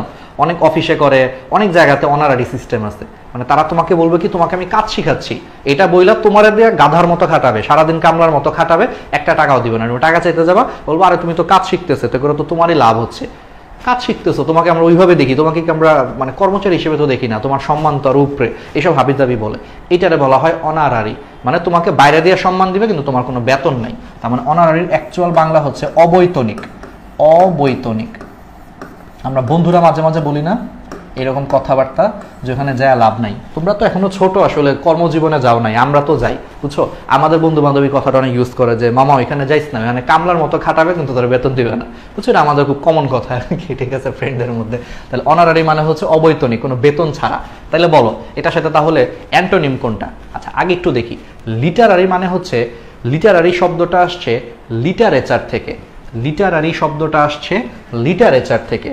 লিটারেচার মানে হচ্ছে সাহিত্য রিলেটেড কিছু, লিটারেচার শব্দের মানে হলো সাহিত্য রিলেটেড কিছু, লিটারারি মানে হচ্ছে সাহিত্য রিলেটেড কিছু একটা। আচ্ছা, অনারেবল, অনারেবল মানে হচ্ছে সম্মানিত, এইটা মানে হচ্ছে সম্মানিত, যে you are an honourable member, হ্যাঁ, you are an honourable member of this house, তুমি এই বাড়ির একজন সম্মানিত সদস্য বা এরকম। অনারেবল মানে হচ্ছে সম্মানিত, ঠিক আছে? এটাও হলো না। অফিসিয়াল মানে অফিসিয়াল, তো বুঝতেই পারতেছো, এটা বাংলা আমরা অফিসিয়াল এখন ইউজ করি, বা দাপ্তরিক। অফিসিয়ালের বাংলাটা যদি খাঁটি বাংলা বলো দাপ্তরিক, তাহলে এগুলো একটাও হবে না। অনারারি মানে হচ্ছে অবৈতনিক, এটার অ্যান্টোনিম হচ্ছে স্যালারিড। স্যালারিড মানে যাকে বেতন দেওয়া হয়, তো অনারারি মানে কাউকে বেতন দেওয়া হচ্ছে না, আর স্যালারিড মানে যাকে বেতন দেওয়া হচ্ছে, এটা অ্যান্টোনিম, বুঝতেই পারছো। The antonym of Patriot, Patriot মানে হচ্ছে দেশপ্রেমিক, যার দেশের প্রতি হচ্ছে অনেক টান আছে, প্যাট্রিয়ট, ঠিক আছে? আচ্ছা, প্যাট্রিয়ট শব্দটা বলো তো এটা কোন পার্টস অফ স্পিচ? এই প্যাট্রিয়ট শব্দটা কোন পার্টস অফ স্পিচ আমাকে একটু বলো, আমি তোমাকে হিন্টস দেই। উই অল শুড, ঠিক আছে? We all should be a patriotic person, বা হি ইজ আ প্যাট্রিয়ট। আচ্ছা আরেকটু ইজি করে দেই, হি ইজ আ প্যাট্রিয়ট, সে একজন দেশপ্রেমিক। তাহলে বলো এটা কোন পার্টস অফ স্পিচ হতে পারে? একটু চিন্তা করো তো, একটু সিম্পল চিন্তা করো। হি ইজ এ প্যাট্রিয়ট, সে একজন দেশপ্রেমিক, বলো এটা কোন পার্টস অফ স্পিচ? একটু দু একটা তোমাদেরকে মাঝে মাঝে আমি দিব, হ্যাঁ? ওকে, অনেকেই পারছো, অনেকেই পারো নাই, দেখি দেখি একটু কমেন্ট দেখি। ওকে, ওকে ঠিক আছে। একজন বলছে নাউন। ভাই তোমরা সব নাউন কেন বলতেছো? একজন বলতেছে adverb. Noun. Priyanti noun, Rimi noun, Almas noun, Imrul Kayes noun.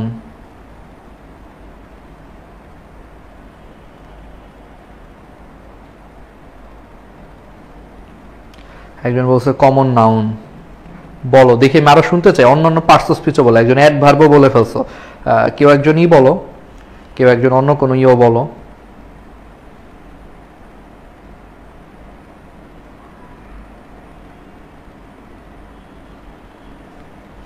আচ্ছা ঠিক আছে, যাক ম্যাক্সিমামই নাউন বলছো।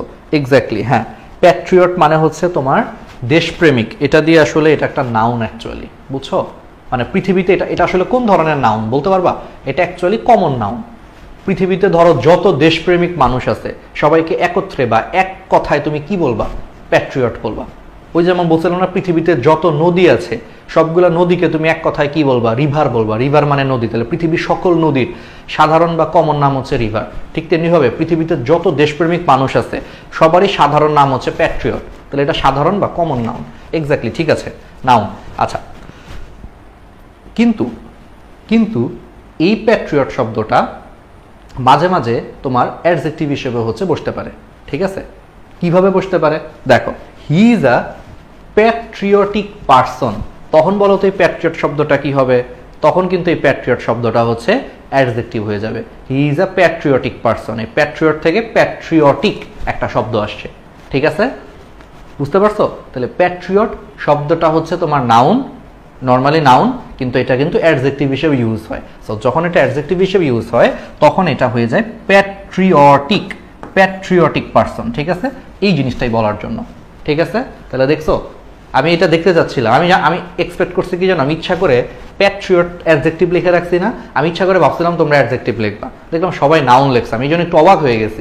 আমি ভাবলাম কি রে, আমি বোর্ডে ইচ্ছা করে ভুল লিখলাম, তোমরা সব সঠিক উত্তর দিয়ে দিলে, এটা তো একটা সমস্যা। এটা চেক করার জন্য এই জন্য কমেন্ট চেক করছি, বুঝছো? উদ্দেশ্য আছে, সব কিছু আছে।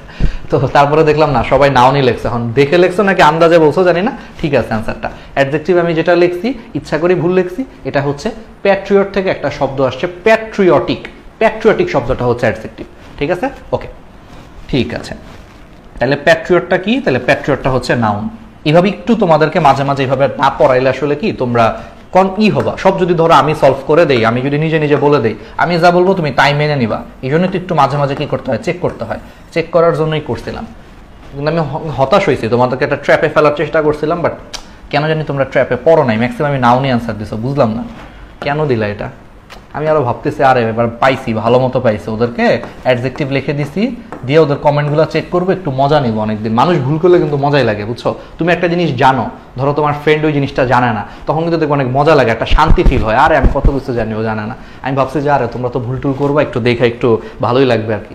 যাক আচ্ছা ঠিক আছে। তাহলে প্যাট্রিয়ট হচ্ছে নাউন, প্যাট্রিয়টিক হচ্ছে অ্যাডজেক্টিভ। ঠিক আছে, ওকে। তাহলে এখন আসো, তাহলে দেশপ্রেমিক, তাহলে বলো এটার হচ্ছে অ্যান্টোনিম কি হতে পারে? দেখো সিম্পলি চিন্তা করো, ক্রিমিনাল মানে কি? অপরাধী। দেশপ্রেমিকের সাথে অপরাধী এটা ঠিক অ্যান্টোনিম হয় না। ট্রেইটর মানে কি বলো? ট্রেইটর মানে হচ্ছে বিশ্বাসঘাতক। হ্যাঁ, এটার সাথে হইতে পারে। বুঝতে পারছো যে দেশপ্রেমিক মানে প্যাট্রিয়ট, আর ট্রেইটর মানে হচ্ছে বিশ্বাসঘাতক। এইটা হইতে পারে যে দেশকে একজন ভালোবাসে আর একজন দেশের সাথে হচ্ছে বিশ্বাসঘাতকতা করে। তাহলে সেই সেন্সে কিন্তু এটা কি হয়? সেই সেন্সে হচ্ছে এটা কিন্তু মানে হতে পারে আর কি। ঠিক আছে, ওকে। ট্রেইটর, তাহলে প্যাট্রিয়ট, এটার হচ্ছে তোমার অ্যান্টোনিম হচ্ছে তোমার ট্রেইটর। আচ্ছা বলো তো এই টাউট, আমরা কথায় কথায় বলি না যে তুই তো একটা টাউট বাটপার। এই টাউট মানে আসলে বাটপার বা প্রতারক। আসলে এই যে ওইটা টাউট, দেখছো? তার মানে টাউট শব্দটা কিন্তু আসলে ইংলিশ শব্দ। এখন আমরা এটা বাংলা ইউজ করি যে ও তো একটা টাউট বাটপার, টাউট। ঠিক আছে, ওকে। তাহলে অ্যান্টোনিম অফ ক্যান্ডিড। আচ্ছা ক্যান্ডিড, গতকাল বলছিলাম যে ক্যান্ডিডের কিন্তু দুইটা অর্থ আছে। একটা হচ্ছে অকপটে বা সরাসরি সোজা সাপটা, একটা হচ্ছে ক্যান্ডিডেট, একটা মানে হচ্ছে সোজা সাপটা বা অকপটে স্বীকার করতেছে, মানে কোনো প্যাচ নাই যার মধ্যে। এটা একটা শব্দ, মানে এটা একটা অর্থ। আর একটা অর্থ হচ্ছে ওই যে কারো অজান্তে যদি তুমি ছবি তুলে ফেলো, ওই যে ক্যাপশন দেয় না যে এটা একটা ক্যান্ডিড ছবি ছিল, এর মানে কি? এর মানে সে বুঝাইছে যে সেটা তার অজান্তে তার একটা ছবি তুলে ফেলছিল। ঠিক আছে, তাহলে ক্যান্ডিডেট দুইটা শব্দ। দুইটা অর্থ আছে, একটা হচ্ছে কারো অজান্তে ছবি তুলে ফেলা, এটা হচ্ছে ক্যান্ডিড, অথবা সোজা সরল বা সহজ সরল, এটা হচ্ছে ক্যান্ডিড আর কি। যাই হোক, তো এখানে ক্যান্ডিড বলতে আসলে সোজা সরল বোঝাচ্ছে।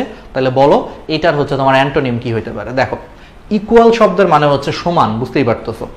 ব্লাফ মানে হচ্ছে ধোকা দেওয়া, ব্লাফ শব্দের মানে ধোকা দেওয়া, ঠিক আছে। ব্লান্ট মানে হচ্ছে ভোতা। আচ্ছা, ডেভিয়াস মানে হচ্ছে প্রতারণাপূর্ণ। তাহলে দেখো, একজন হচ্ছে ক্যান্ডিড, মানে ক্যান্ডিড মানে সহজ সরল সোজা সাপটা, আর ডেভিয়াস মানে হচ্ছে প্রতারণাপূর্ণ। তাহলে এটার অ্যান্টোনিম হচ্ছে ডেভিয়াস। এইভাবে তোমাকে জিনিসটা চিন্তা করতে হবে। ওকে, এরপরে দেখো antonym of the word bellicose. আগের দিন কিন্তু তোমাদেরকে মানে আগের দিন পড়িয়েছি গতকালই, যে বেলিকোস শব্দের মানে কি। দেখি তোমরা একটু অ্যান্সার করো তো, আমি একটু কমেন্টটা দেখতে চাচ্ছি, কারণ এটা পড়াইছি, গতকালের ক্লাসে পড়াইছি। দেখি কয়জন এটার অ্যান্সার পারো। না দেখে ভাই প্লিজ কেউ গুগল করে দেখো না। দেখো, আমার এখানে যদি তোমরা একটা প্রশ্ন যদি কম পারো, কোনো সমস্যা আছে, আমি কি তোমার এখানে বকা দিব না, কিন্তু এই যে তোমাকে একটা জিনিস বের করতে বলছি, না দেখে তুমি অ্যান্সার করতে পারতেছো কিনা, এটা কিন্তু তোমার একটা নিজের তাহলে একটা জাজমেন্ট হবে। নিজে নিজে বুঝতে পারবা যে তার মানে আমার পড়াগুলো ঠিক মতো হচ্ছে কিনা, বা আমি পড়াটা মনে রাখতে পারতেছি কিনা। যারা না দেখে হচ্ছে এটার মানে শুদ্ধ বাংলা লিখতে পারবা, তাদের জন্য আমি বলবো যে না, তাহলে তার মানে তারা একটু ভালোই পড়ছে আর কি। হ্যাঁ, তাহলে একটু লেখো। ওকে, হ্যাঁ এক্স্যাক্টলি, নাউন হবে। আরে তোমরা তো অনেক স্মার্ট। তার একটু পরে আরেকটা ট্র্যাপ দিব, চিন্তা করো না। ট্র্যাপের উপরে ট্র্যাপ দিব, দেখি কিভাবে হচ্ছে তোমরা পারো। অবশ্য তোমাদের সামনে হচ্ছে কাহিনী আছে, মোবাইল খোলা তো ভাই, চাইলে গুগল দিয়ে সার্চ দিয়ে দেখে নেওয়া যায় যে এটা কোন পার্টস অফ স্পিচ। এটাও ঠিক, তোমাদেরকে এখন ট্র্যাপে ফেলানো কঠিন, মানে গুগল করলে এটা বের হয়ে আসে, তো এই জন্য সমস্যা। তারপরও হ্যাঁ, মানে চেষ্টা করবো আমরা মাঝখান দিয়ে। আচ্ছা, বেলিকোস। তাহলে বলো বেলিকোস শব্দের মানে কি ছিল, গতকাল পড়াইছি কিন্তু সিনোনিমে। ঝগড়াপূর্ণ সম্পর্ক, ঝগড়া বিবাদ মানে ঝগড়াপূর্ণ সম্পর্ক, কারোর সাথে তোমার ঝগড়াপূর্ণ একটা সম্পর্ক আছে, এরকম কিছু একটা, বা বিবাদপূর্ণ একটা সম্পর্ক আছে, এটাই হচ্ছে বেলিকোস। ঠিক আছে, তাহলে বিবাদপূর্ণ বা ঝগড়াপূর্ণ সম্পর্ক। বলো তাহলে এটার অ্যান্টোনিম কি হবে। আচ্ছা, প্রথম কথা হচ্ছে অমিনাস। অমিনাস মানে হচ্ছে অমঙ্গলজনক বা অশুভ কিছু একটা। ওই যে অনেকে ভয় পায় না, ভূতের ভয় পায়, রাত্রেবেলা হচ্ছে একা একা বাইরে বের হইতে ভয় পায়, যে অশুভ কোনো একটা আত্মা ওরা এসে মনে হয় ধরে ফেলবে, এরকম অনেকে ভয় পায়। তাহলে অমিনাস মানে সেইগুলা। তাহলে অমিনাস মানে অশুভ, অমঙ্গলজনক, মানে কিছু একটা খারাপ কিছু হতে যাচ্ছে এরকম একটা আশঙ্কা আর কি, এটা হচ্ছে অমিনাস, অশুভ। ইনটলারেন্স মানে মানে অসহ্যকর, মানে সহ্য করা যাচ্ছে না, অসহ্যকর। পার্মানেন্স মানে তো বুঝতেছই, পার্মানেন্ট শব্দ থেকে আসছে। পার্মানেন্ট মানে কি, একটা লম্বা সময় ধরে হচ্ছে জিনিসটা অপরিবর্তিত অবস্থায় থাকবে, পার্মানেন্ট। আমরা বলি না যেটা এটা কি ধরনের কালার দিচ্ছেন, দেয়ালের মধ্যে কি কালার করছেন, পার্মানেন্ট কালার দিছি, মানে এটা অনেক দিন সেম থাকবে। তাহলে পার্মানেন্ট মানে অনেক দিন হচ্ছে অপরিবর্তিত অবস্থায় থাকে। তো ওইখান থেকে শব্দটা আসছে, এটা নাউন আসছে, পার্মানেন্স। পার্মানেন্স হচ্ছে এখানে নাউন, যেটা অনেকদিন অপরিবর্তিত, এরকম কিছু একটা বোঝাচ্ছে। তো এগুলো একটাও হবে না। বেলিকোস মানে ঝগড়া বিবাদপূর্ণ সম্পর্ক, ঠিক আছে, ঝগড়া বিবাদপূর্ণ সম্পর্ক, বেলিকোস। তাইলে বলো এটার হচ্ছে অ্যান্টোনিম হবে প্যাসিফিক। প্যাসিফিক মানে হচ্ছে কাউকে ঠান্ডা করা, ঠান্ডা বা ঠান্ডা কোনো কিছু, মানে কাউকে ঠান্ডা করে ফেলা, এরকম কিছু একটা, প্যাসিফিক। ঠিক আছে, ওকে, তাহলে প্যাসিফিক হচ্ছে অ্যান্সার।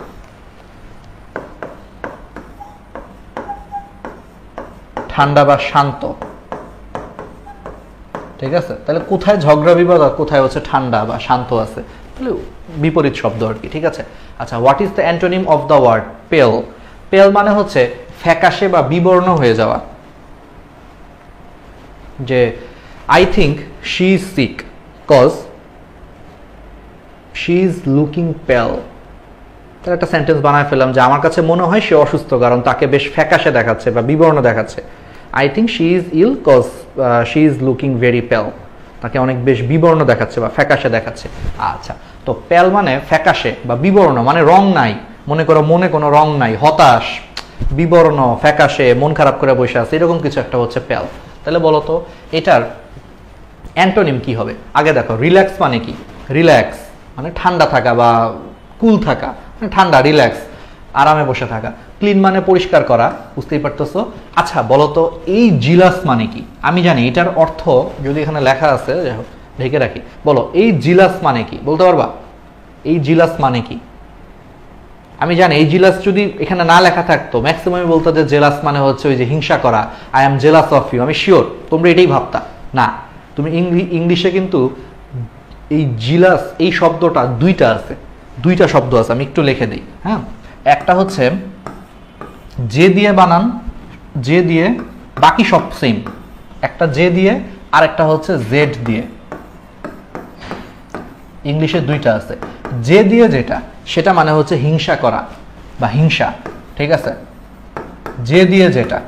আর জেড দিয়ে যেটা, এটা মানে হচ্ছে কোনো কিছুর প্রতি জিল থাকা, কোনো কিছুর প্রতি জিল থাকা। জিল মানে হচ্ছে আগ্রহ, ZEAL, এখান থেকে শব্দটা আসছে, মানে জিলাস শব্দটা আসছে। জিল মানে হচ্ছে আগ্রহ। তাহলে এই জিলাস মানে হচ্ছে কোনো কিছুর প্রতি জিল থাকা বা আগ্রহ থাকা, মানে আগ্রহপূর্ণ, মানে কারো কোনো কিছুর প্রতি দেখবো অনেক কিছু আগ্রহ থাকে, ওইটাকে বলা হয় জিলাস। তাহলে বুঝছো, জিল মানে আগ্রহ, সেখান থেকে শব্দটা আসছে জিলাস মানে আগ্রহপূর্ণ। আর এই জেলাস মানে তো সবাই জানো, হিংসা করা, ঠিক আছে। তাহলে বুঝছো এটা কিন্তু অন্য জিনিস। তো অনেকে ভাবতে পারো ভাইয়া মনে হয় বানান ভুল লেখছে, মনে হয় জেড হবে না, মনে হয় যে হবে না, এটা ঠিকই কিন্তু আছে, নতুন একটা শব্দ শিখে ফেললা, ঠিক আছে। আচ্ছা, তাহলে এটা হচ্ছে আগ্রহপূর্ণ, এটা হচ্ছে রিল্যাক্স, এটা হচ্ছে ক্লিন, কোনোটাই হয় না। জয়ফুল হচ্ছে হইতে পারে, যে একজন মনে করো মুখ খারাপ করে বসে আছে, ঠিক আছে, মন খারাপ করে বসে আছে, মুখ খারাপ করে বললো তো অন্য কিছু বুঝে, মন খারাপ করে বসে আছে, যে বাংলাদেশ হেরে গেছে কথার কথা, মন খারাপ করে বসে আছে। আর ওইদিকে মনে করো আরেকজন খুব খুশি, আরেকজন কেন খুশি, যে কালকে হচ্ছে ম্যাক্সওয়েল 200 করছে, এই জন্য সে খুব খুশি কথার কথা, ঠিক আছে। তাহলে এই যে দুজন কি বিপরীত না, একজন মন খারাপ করে ফ্যাকাশে বিবর্ণ অবস্থায় চুপ করে বসে আছে, আরেকজন আনন্দ করতেছে, জয়ফুল। তাহলে পেল এটার আসলে অ্যান্টোনিম হচ্ছে জয়ফুল, আনন্দ, মানে খুব আনন্দ উল্লাস করতেছে। আচ্ছা, give the antonym of the word transitory. Transitory শব্দের মানে হচ্ছে ক্ষণস্থায়ী। ট্রানজিটরি শব্দের মানে কি? ক্ষণস্থায়ী। তাহলে ক্ষণস্থায়ী বলো, এটার অ্যান্টোনিম কি হবে? আমি আবারও বলে মনে করা দিচ্ছি, এগুলো কিন্তু আমরা অ্যান্টোনিম সলভ করাচ্ছি, ভুলে জানি কেউ আবার সিনোনিম সলভ না করো। তাহলে বলো ক্ষণস্থায়ী হচ্ছে অ্যান্টোনিম কি হতে পারে? টেম্পোরারি মানেও ক্ষণস্থায়ী, এটা সিনোনিম হয়ে যায়, এটা অ্যান্টোনিম হয় না। ট্রান্সপারেন্ট মানে হচ্ছে স্বচ্ছ, ঠিক আছে। শর্ট লিভড মানে স্বল্পস্থায়ী, শর্ট লিভড স্বল্পস্থায়ী। যেমন the batting of Liton Das was short lived. Liton দাসের ব্যাটিং অল্প সময় ধরে স্থায়ী হয়েছিল, এই যে শ্রীলঙ্কার সাথে আউট হয়ে গেছে। বা ধরো তানজিদ তামিম, না ওর নাম কি যেন, আমি নামও ভুলে গেছি, তানজিদ নাকি তানজিব, যাই হোক কিছু একটা। তাহলে তানজিব তামিম ব্যাটিং ওয়াজ শর্ট লিভড, মানে ওর ব্যাটিংটা অল্প সময় ধরে স্থায়ী ছিল। তাহলে শর্ট লিভড মানে এটাও মানে স্বল্পস্থায়ী, তাহলে এগুলো একটাও হবে না। তাহলে ট্রানজিটরি মানে ক্ষণস্থায়ী, তাহলে এটার অ্যান্টোনিম হবে পার্মানেন্ট। পার্মানেন্ট মানে হচ্ছে চিরস্থায়ী বা অনেক সময় ধরে থাকবে, পার্মানেন্ট, বুঝতেই পারতেছো, ঠিক আছে। তাহলে এটা হচ্ছে antonym. What is the antonym of postpone? Postpone মানে হচ্ছে কোনো কিছু থামিয়ে রাখা বা পিছিয়ে দেওয়া। যেমন ধরো তোমাদের আজকে 6:15-তে ক্লাস, আমি কোনো কারণে ধরো ক্লাস নিতে পারলাম না, তাহলে তোমাদেরকে কি বললাম, এই আজকে ক্লাসটা হচ্ছে পোস্টপোন থাকবে, এটা আমি আগামীকাল নিয়ে নিব, কথার কথা। তাহলে এই যে এই জিনিসটা বলতেছি যে আজকে ক্লাসটা আগামীকাল নিব, তাহলে এটা হচ্ছে এক ধরনের কি পোস্টপন, মানে একটা কাজ পরের দিনের জন্য হচ্ছে পরের দিনে নিয়ে যাওয়া, এরকম একটা কিছু, মানে দেরি করা, ডিলে করা, ঠিক আছে, পোস্টপন। তাহলে পোস্টপন শব্দের মানে তো বুঝতে পারছো। আচ্ছা, সাসপেন্ড মানে এটা অনেকটা সেম, সাসপেন্ড মানে অনেকটা সেম, যে ক্লাসটা আজকে সাসপেন্ড করলাম, কালকে নিব আমি, ওই সেম অর্থ। ডিফার মানেও সেম অর্থ, অ্যাডজর্ন মানেও মোটামুটি সেম অর্থই, কিন্তু এক্সপেডিট এটা হচ্ছে তোমার দ্রুত করা, এটা হচ্ছে সময়ের আগেই শেষ করা। তাহলে তুমি নিজেই বুঝতেছো, পোস্টপন মানে নির্ধারিত একটা কাজকে আমি পরের দিনের জন্য ফেলে রাখলাম, দেরি করলাম। আর এক্সপেডিট মানে হচ্ছে কি উল্টা, আরো আমি কাজটা পরে হওয়ার কথা ছিল সেটাকে আমি আগায় নিয়ে এসে তাড়াতাড়ি শেষ করে দিলাম, তাহলে উল্টা না, এই জন্য এটার অ্যান্টোনিম হচ্ছে এক্সপেডিট, ঠিক আছে, বুঝতেই পারতেছো। এবার আসো the antonym of the word prodigal. Prodigal বলো, এটা শব্দটার মানে কি বলতে পারবা? প্রডিগাল শব্দের মানে হলো প্রচুর খরচ করা, প্রচুর খরুচে, ঠিক আছে, মানে অনেক বেশি হচ্ছে খরচ করে যে প্রডিগাল। তাহলে খরুচে বা মানে বেহিসাবি, ঠিক আছে, মানে বেহিসাবি আর কি, নাকি, তাই না? বেহিসাবি মানে কি, যে অনেক খরচ করে, তাই না? প্রডিগাল মানে তাহলে বেহিসাবি, মানে পাগলের মতো টাকা খরচ করে, টাকা উড়ায় যে আর কি, প্রডিগাল, ঠিক আছে। তাহলে বলো তো এই প্রডিগালের তাহলে অ্যান্টোনিম কি হতে পারে? আচ্ছা, আজান দিচ্ছে, হ্যাঁ, আমরা একটু আজানের পরে কন্টিনিউ করি। আজান দিচ্ছে, তো আমরা একটু আজানের পরে হচ্ছে কন্টিনিউ করি। 1 মিনিট ব্রেক নেই।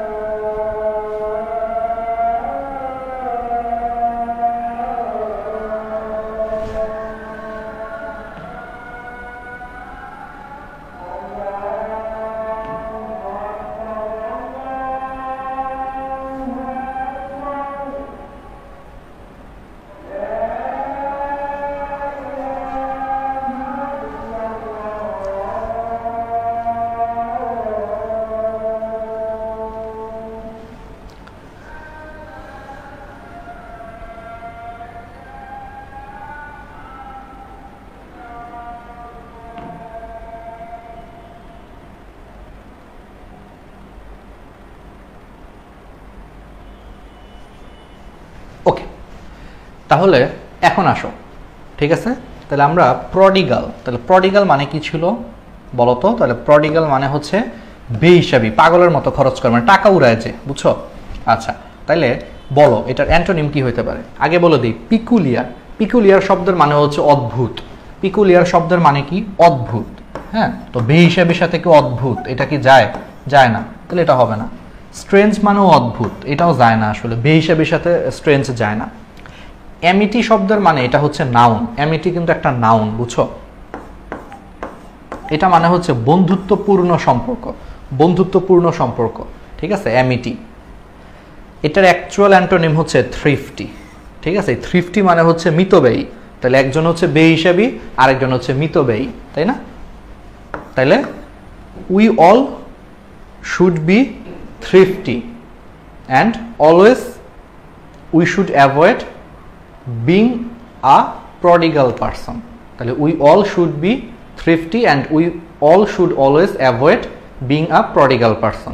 যে আমাদের সবসময় মিতব্যয়ী হওয়া উচিত এবং সবসময় বেহিসাবি খরচ থেকে দূরে থাকা উচিত, বা একটা বেহিসাবি পার্সন থেকে দূরে থাকা উচিত, এরকম কিছু একটা, ঠিক আছে? যে নিজেরা বেহিসাবি মানুষ থেকে, মানে মানুষ হওয়া থেকে দূরে থাকা উচিত। তাহলে থ্রিফটি শব্দের মানে হচ্ছে মিতব্যয়ী, ঠিক আছে? তাহলে এটা মানে হইলো মিতব্যয়ী, বুঝতেই পারতেছো? যেমন রাহাত ভাই, ঠিক আছে? রাহাত ভাই ইজ আ ভেরি থ্রিফটি পারসন, আমি কিন্তু অনেক মিতব্যয়ী, ঠিক আছে? এই জন্য দেখো অনেক কষ্ট করে ডাল ভাত খেয়ে খেয়ে টাকা পয়সা জমাইতেছি, বুঝছো? তাহলে থ্রিফটি পারসন, মিতব্যয়ী। ওকে, তাহলে এবার আসো অ্যান্টোনিম অফ ক্যান্ডিড, আবার আসছে। তাহলে ক্যান্ডিডের দুইটা অর্থ দেখো মুখস্থ হয়ে গেছে, কিন্তু কালকেও ক্যান্ডিড ছিল, আজকেও দেখো ক্যান্ডিড। একটা হচ্ছে কারো অগোচরে বা কারো অপ্রস্তুত অবস্থায় কারো ছবি তোলা, মানে সে রেডি ছিল না ছবি তোলার জন্য, তুমি এমনি ছবি তুলে ফেলছো, এটাকে ক্যান্ডিড বলে। আর একটা হচ্ছে সহজ সরল বা অকপটে স্বীকার করা, মানে কোনো প্যাচ নাই, হ্যাঁ তুমি কাজটা করছো, হ্যাঁ আমি কাজটা করছি, শেষ, কোনো প্যাচ গুছ নাই, অকপটে যে স্বীকার করে বা সহজ সরল সোজা সাপটা, এটা হচ্ছে ক্যান্ডিড। তাহলে এটা তো বুঝতেই পারতেছো। আচ্ছা, এগুলো পারবা, এগুলো একটু আগে দেখাইছি। Choose the correct antonym for oblige. Oblige মানে কাউকে বাধ্য করা, ঠিক আছে? অবলাইজ মানে কাউকে কোনো একটা নিয়ম মেনে চলতে বাধ্য করা, ঠিক আছে? কাউকে কোনো একটা নিয়ম মেনে চলতে বাধ্য করা। তাহলে বলো তো এটার তাহলে সিনোনিম কি, সরি অ্যান্টোনিম কি হতে পারে? দেখো, রিকোয়ার শব্দের মানে হচ্ছে দরকার পড়া, সেন্সার মানে হচ্ছে সমালোচনা করা, ওই যে সেন্সর থেকে শব্দটা আসছে, সেন্সার, সমালোচনা করা।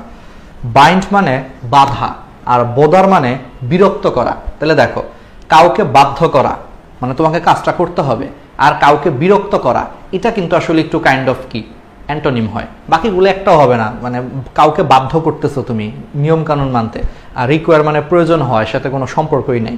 সেন্সার মানে সমালোচনা করা, কোনো সম্পর্কই নাই। বাইন্ড মানে বাধা, কোনো সম্পর্কও নাই। মানে অ্যান্টোনিম হতে পারে না, একমাত্র বোদার হইতে পারে। কারণ বোদার মানে তুমি একজনকে সুন্দর করে বাধ্য করতেছো একটা কিছু করতে, আবার আরেকজনকে তুমি বিরক্ত করতেছো, তাহলে জিনিসটা উল্টা হয়ে গেল। এই জন্য বোদার হচ্ছে অবলাইজের হচ্ছে অ্যান্টোনিম, ঠিক আছে? এইভাবে আর কি তোমাকে চিন্তা করতে হবে। আচ্ছা, কারেজিয়াস, কারেজিয়াস মানে কি? সাহসী, সাহসিকতা, ঠিক আছে? সাহসিকতা, কারেজিয়াস। আচ্ছা, তাহলে বলো এটার কি বলে, এটার হচ্ছে তোমার অ্যান্টোনিম কি হতে পারে? সাহসিকতা, এটার অ্যান্টোনিম নিজেই বুঝতেছো, এটা দেখাও লাগে না। কাওয়ার্ডলি মানে হচ্ছে ভীরুতা বা কাপুরুষ, কাপুরুষতা, কাপুরুষতা আর কি, ঠিক আছে? তাহলে একজন হচ্ছে সাহসিকতা আর একটা হচ্ছে কাপুরুষতা, এটা হচ্ছে অ্যান্টোনিম। বাকিগুলো একটাও হবে না, ঠিক আছে? বাকিগুলো একটা হবে না। যেমন ইনডমিটেবল, ইনডমিটেবল মানে হচ্ছে যাকে কখনো হারানো যায় না, মানে যে কখনো লাইফে হাল ছাড়ে না, যাকে তুমি লাইফে কখনোই হারাইতে পারবা না, এরকম পার্সনদেরকে বলা হয় ইনডমিটেবল পার্সন, ঠিক আছে? তাহলে ইনডমিটেবল শব্দের মানে হচ্ছে যাকে কখনো হারানো যায় না। মেডিকেল অ্যাডমিশন,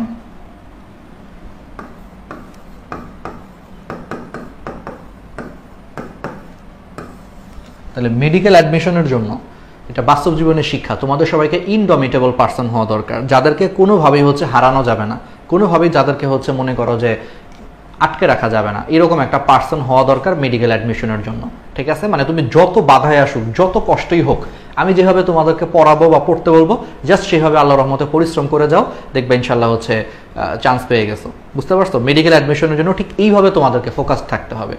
বুঝতে পারছি যে মেডিকেল অ্যাডমিশনের জন্য আমি ঠিক যেভাবে বলবো ওইভাবেই তোমরা হচ্ছে পড়বা, কখনোই হাল ছাড়বা না, কোনো দিকে তোমরা তাকাবা না, ইনডমিটেবল পার্সন হবা, দেখবা তোমরা চান্স পেয়ে গেছো। ইনডমিটেবল মানে যাকে কোনোভাবেই হারানো যায় না, বা যাকে কোনোভাবেই, যাকে হচ্ছে তার লক্ষ্য থেকে বের করে দেওয়া যায় না, বা লক্ষ্যচ্যুত করা যায় না যাকে কোনোভাবেই, সেই সমস্ত মানুষদেরকে বলা হয় ইনডমিটেবল পার্সন, ঠিক আছে? যেমন যেমন গতকাল কিন্তু একটা ছিল, গতকাল কিন্তু দেখছো ম্যাক্সওয়েলের যে ইনিংসটা, হ্যাঁ, সেটা কিন্তু একটা ইনডমিটেবল একটা ইনিংস ছিল, যে ম্যাক্সওয়েলটা কোনোভাবেই গতকাল হারাইতে পারে নাই, ওর মানে মানসিকতাটা, ঠিক আছে? The indomitable mentality of Glenn Maxwell was outstanding. যে মানে মানে কি বলে, গ্লেন ম্যাক্সওয়েলের কি বলে, আমি কি বলছি, the indomitable mentality of Glenn Maxwell was outstanding yesterday. মানে গতকাল গ্লেন ম্যাক্সওয়েলের হার না মানার যে মানসিকতাটা, এটা একবার অসাধারণ একটা জিনিস ছিল, ঠিক আছে? এটা বাংলা হচ্ছে এটা, ঠিক আছে? এরকম কিন্তু আমাদের হইতে হবে। আর গতকালের ইনিংসটা তোমরা সবাই দেখছো মনে হয়। ক্রিকেট নিয়ে আমি বলি, খেলাধুলা হচ্ছে আমাদের জীবনের একটা অংশ আসলে, বুঝছো? আমরা ক্রিকেট দেখি, ফুটবল দেখি, তো এখান থেকেও তোমরা ইন্সপায়ার পাইতে পারো। আমরা অনেকেই খেলা ফলো করি, সো তুমি একটা জিনিস দেখো যে ম্যাক্সওয়েল দেখছো এত ইসের মধ্যেও যেটা লড়াই করার যে মানসিকতা, এই মেন্টালিটি কিন্তু অস্ট্রেলিয়ানদের অনেক বেশি আছে। এই জন্যই দেখো অস্ট্রেলিয়ারা কিন্তু সবচেয়ে বেশি ক্রিকেটের চ্যাম্পিয়ন হয়েছে।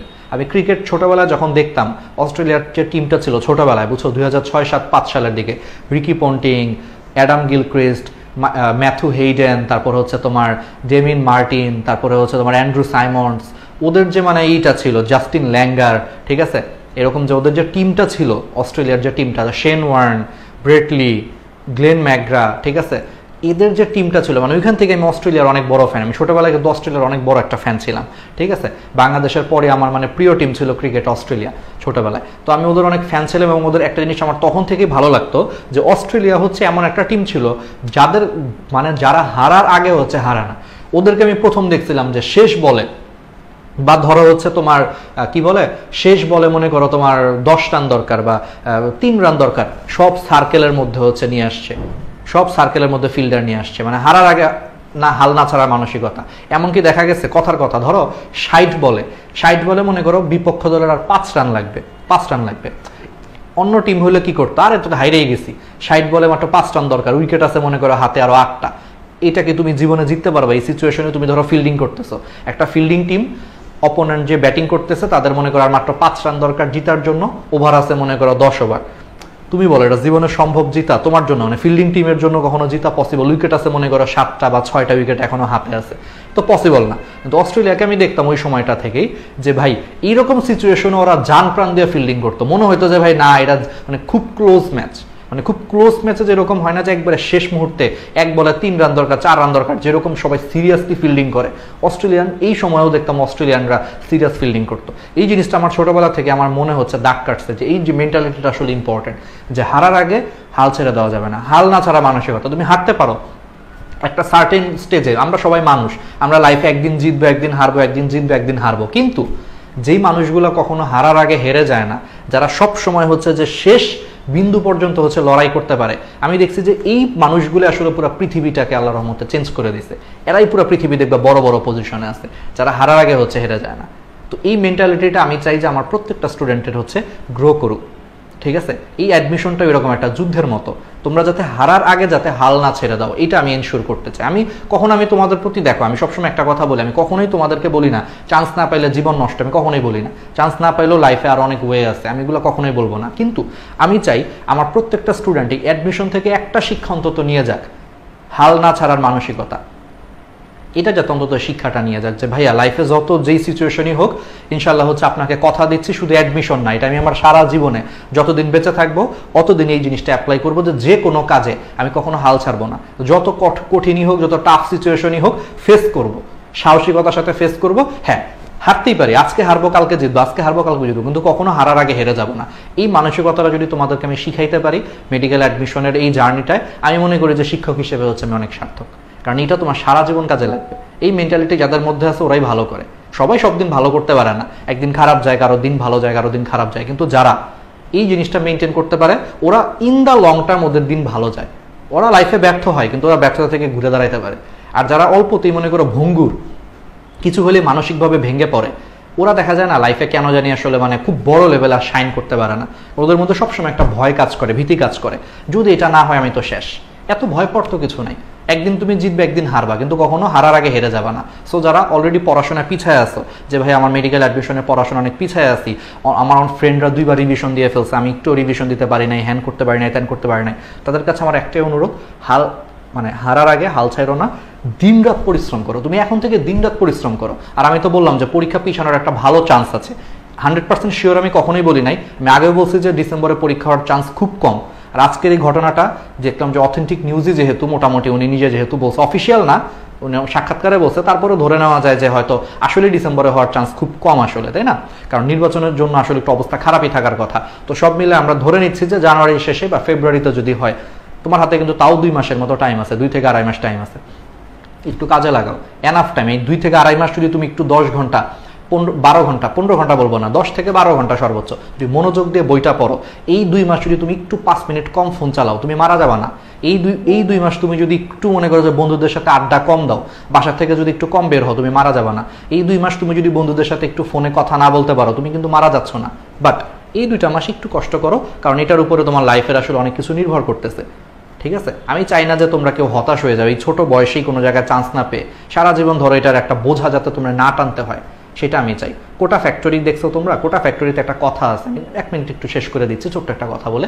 কোটা ফ্যাক্টরিতে একটা কথা আছে, বুঝছো? ওই কথাটা হচ্ছে আমার এটা খুব ভালো লাগছে, যে অ্যাডমিশনে আসলে তুমি চান্স পাচ্ছ না, এটা আসলে কোনো সমস্যা না, কিন্তু অ্যাডমিশনের একটা বাজে দিক হচ্ছে এটা একটা ছোট বাচ্চাকে তোমাদের সামনে এখন পুরো জীবন পড়ে আছে, মানে ওইভাবে যদি আমরা চিন্তা করি যে 60-70 বছরের গড় জীবন চিন্তা করলে তোমাদের সামনে পুরো লাইফটা পড়ে আছে, যে তোমরা এখনো সাজাবা, তোমাদের এখনো কিছুই হয় নাই, মানে ব্যাপারটা এরকম। কিন্তু অ্যাডমিশন এমন একটা জিনিস, তোমাদেরকে এত অল্প বয়সের মধ্যেই অ্যাডমিশন বলে দিচ্ছে যে তুই ব্যর্থ, তুই লাইফে চান্স পাচ্ছ মানে তুই ব্যর্থ, তোর দিয়ে আগামী 30 বছরও কিছু হবে না। এবং এটা একটা স্টুডেন্ট মেনেও নেয়, একটা স্টুডেন্ট তাই করে। অ্যাডমিশন পরীক্ষার আগে সবাই চঞ্চল থাকে, যে অ্যাডমিশনে চান্স হয় না সে হতাশ হয়ে যায়, সে মনে মনে নিজেকে একটা লুজার হিসেবে সে নিজেই মেনে নেয় যে আমি অ্যাডমিশনে চান্স পাই না, তার মানে আসলে মনে হয় আমি লুজার।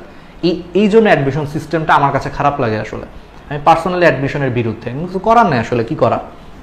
কিন্তু এই জিনিসটা হচ্ছে ক্ষতিকর, যে একটা ইয়াং এজে তোমরা এখনো ইয়াং, তোমাদেরকে শিখিয়ে দেওয়া হচ্ছে তুমি অ্যাডমিশনে চান্স পাও না মানে তুমি ব্যর্থ।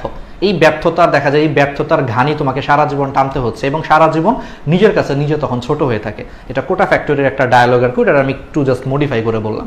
এটা আমার খুব ভালো লাগছে যে এই সত্যি কথা, অ্যাডমিশনের সবচেয়ে বাজে দিক আসলে এটাই। চান্স না পাওয়াটাও কোনো বাজে দিক না, বাজে দিক হচ্ছে তোমাকে সারা জীবনের জন্য ও তোমাকে একটা লুজার বানায় দিচ্ছে, মানে তোমার কাছে মনে হচ্ছে। এবং এখান থেকে পরবর্তীতে খুব কম স্টুডেন্টই ঘুরে দাঁড়াইতে পারে, আর কখনো আত্মবিশ্বাস হয় না। একবার অ্যাডমিশনে চান্স পায় না, সেই যে ওর মনের ভিতরে ঢুকে যায় যে আসলে আমি মনে হয় লুজার, আমি কোনো কাজের না, এই জিনিসটা ওকে সারা জীবন হচ্ছে তাড়া করে বেড়ায়, ও আর লাইফে আর কিছু করতে পারে না। এটা আমার সবচেয়ে দুঃখ।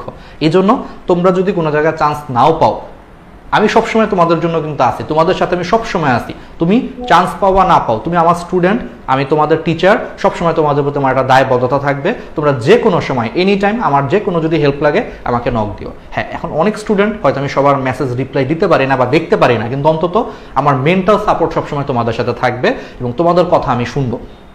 যদি চান্স নাও পাও কোনো সমস্যা নেই, আমি কখনোই বললাম লাইফে না, কিন্তু হ্যাঁ, হাল ছাড়ার মানসিকতা, মানে হাল না ছাড়ার মানসিকতাটা অর্জন করতে হবে, তাইলে তুমি লাইফে ভালো করবা। কিন্তু তুমি যদি এরকম হয় যে ভাই আমি চান্স পাই নাই, ঠিক আছে, কিন্তু নিজেকে ইমপ্রুভও করতে চাচ্ছি না, কেন চান্স পাইলাম না, এটা নিয়ে যদি আবার তুমি কাজ না করো, তাইলে বলবো যে আবার একটু আমার সমস্যা আছে।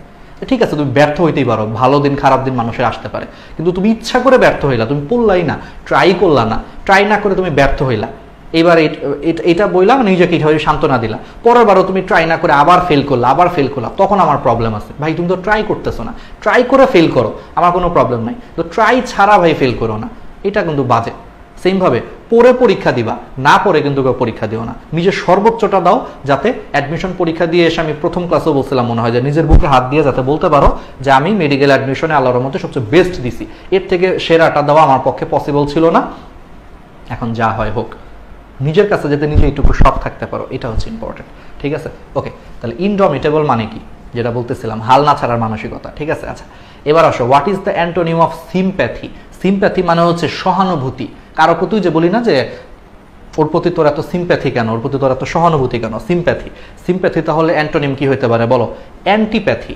অ্যান্টি মানে হচ্ছে বিপরীত, তাহলে সিম্প্যাথির অ্যান্টোনিম একটা হইতে পারে অ্যান্টিপ্যাথি।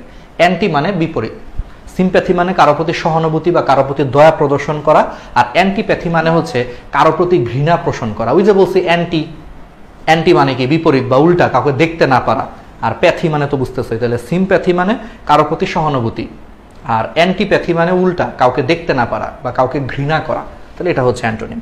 ঠিক আছে, তাহলে একটা কাজ করো, এইভাবে তোমরা হচ্ছে সলভ করো, কারণ আমি তো বলছি আসলে অ্যান্টোনিম, গতকাল আমি সিনোনিম অনেকগুলো প্র্যাকটিস করায়, তোমাদের মনে হয় প্রায় কত দেখবা, আমি তোমাদেরকে গতকাল প্রায় 200-র উপরে শব্দগুলো প্র্যাকটিস করাইছি, আজকেও সেম একই জিনিস, অ্যান্টোনিম তো দিন শেষে একই, শব্দের অর্থ শেখা। সো আমি নিয়মগুলো বলে দিছি, গতকালও দেখায় দিছি, আজকেও তোমাদের পড়ানোর নিয়ম বলে দিলাম, তাহলে এই জিনিসগুলো তোমরা একটু কষ্ট করে হচ্ছে মেনটেন করো, তাইলেই হবে, আর কিছু লাগবে না। আর আমি এটার লেকচার ফাইলটা এটা দিব, আর হচ্ছে গতকালের সিনোনিমের আরও অনেকগুলো সিনোনিম আমার কাছে বানানো আছে, ওগুলো আমরা দিয়ে দিব, তোমরা একটু চোখ বুলায় হচ্ছে দেখবা। হ্যাঁ, অনেকে বলতেছো যে এটা টাইপিং ভার্সন দিলে ভালো হয়।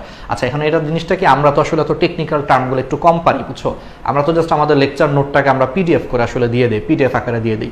সো তোমাদের মধ্যে যদি কেউ থাকো, সহৃদয়বান যদি কেউ থাকো, আছে অনেকে এগুলো পারে, ভালো পারে, যে ওকে পিডিএফ দিলেও একটু এটা টাইপিং ফরম্যাটে দিতে পারবে বা প্রিন্টিং ফরম্যাটে দিতে পারবে, যে তোমরা চাইলে প্রিন্ট করে নিতে পারবা, অনেকেই টেকনিক্যাল জিনিসগুলো ভালো পারো।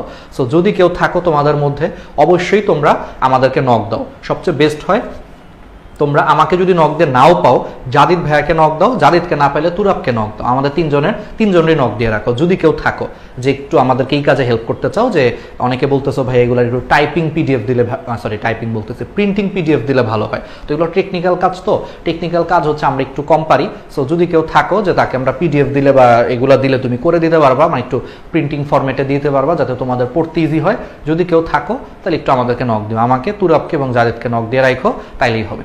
ঠিক আছে, তাহলে এগুলো করো, তাহলে আজকে এগুলো প্র্যাকটিস করো। সিনোনিম অ্যান্টোনিম তো আসলে প্র্যাকটিস, বুঝতেই পারতেছো, আমি তোমাদের রুলস দেখা দিয়েছি, পড়ার নিয়ম বলে দিয়েছি, প্রত্যেকটা অপশন কেন এটা অ্যান্সার হলো, কেন বাকিগুলো অ্যান্সার হলো না, এইভাবে পড়াইছি, এইভাবে জাস্ট পড়তে থাকো। তাহলে আজকে 10টায় কিন্তু পরীক্ষা আছে সিনোনিম অ্যান্টোনিম, মানে সিনোনিমের উপরে, কালকে কিন্তু আবার 10টায় অ্যান্টোনিমের উপরে পরীক্ষা হবে। আর পরীক্ষা কিন্তু আমি যে কোনো জায়গা থেকে দিব ভাই, কারণ যদি কেউ ভেবে থাকো যে কালকে আমি 200 শব্দ শিখাইছি, শুধু 200 শব্দ থেকেই দিব, তাহলে তো হয় না। কারণ শুনো, আমাদের পরীক্ষার উদ্দেশ্যটা কি, তোমাকে সর্বোচ্চ প্রস্তুত করা। আমি ক্লাসে 200-250 শব্দ, এর থেকে বেশি তো আসলে ক্লাসে শেখানো সম্ভব না। এত ডিটেলস তুমি দেখো যে এত ডিটেলস কিন্তু অন্য কোথাও ওইভাবে দেখায়ও না, আসলে আমরাই কিন্তু সবচেয়ে ডিটেলসে পড়াই, বাট স্টিল তোমরা তো আরও প্র্যাকটিস করতে হবে, আরও শিখতে হবে, শব্দ অর্থ তো হাজার হাজার আছে। ঠিক আছে, সো প্র্যাকটিস করতে থাকো, এবং এটা তো একবার যে এমন না যে তুমি আজকে প্র্যাকটিস করবে, আজকে পরীক্ষা দিবা সিনোনিমের, কালকে দিবে অ্যান্টোনিমের রাত 10টায়, আবার তোমার এই সপ্তাহে সিনোনিম অ্যান্টোনিম আবার পরীক্ষা থাকবে, তখন তুমি আবার পড়বা, আবার প্র্যাকটিস করবা, ফ্ল্যাশ কার্ড বানাবা, ফ্ল্যাশ কার্ড একবারই বানাবা, ফ্ল্যাশ কার্ড ডাবল দুইবার করে বানানোর দরকার নাই।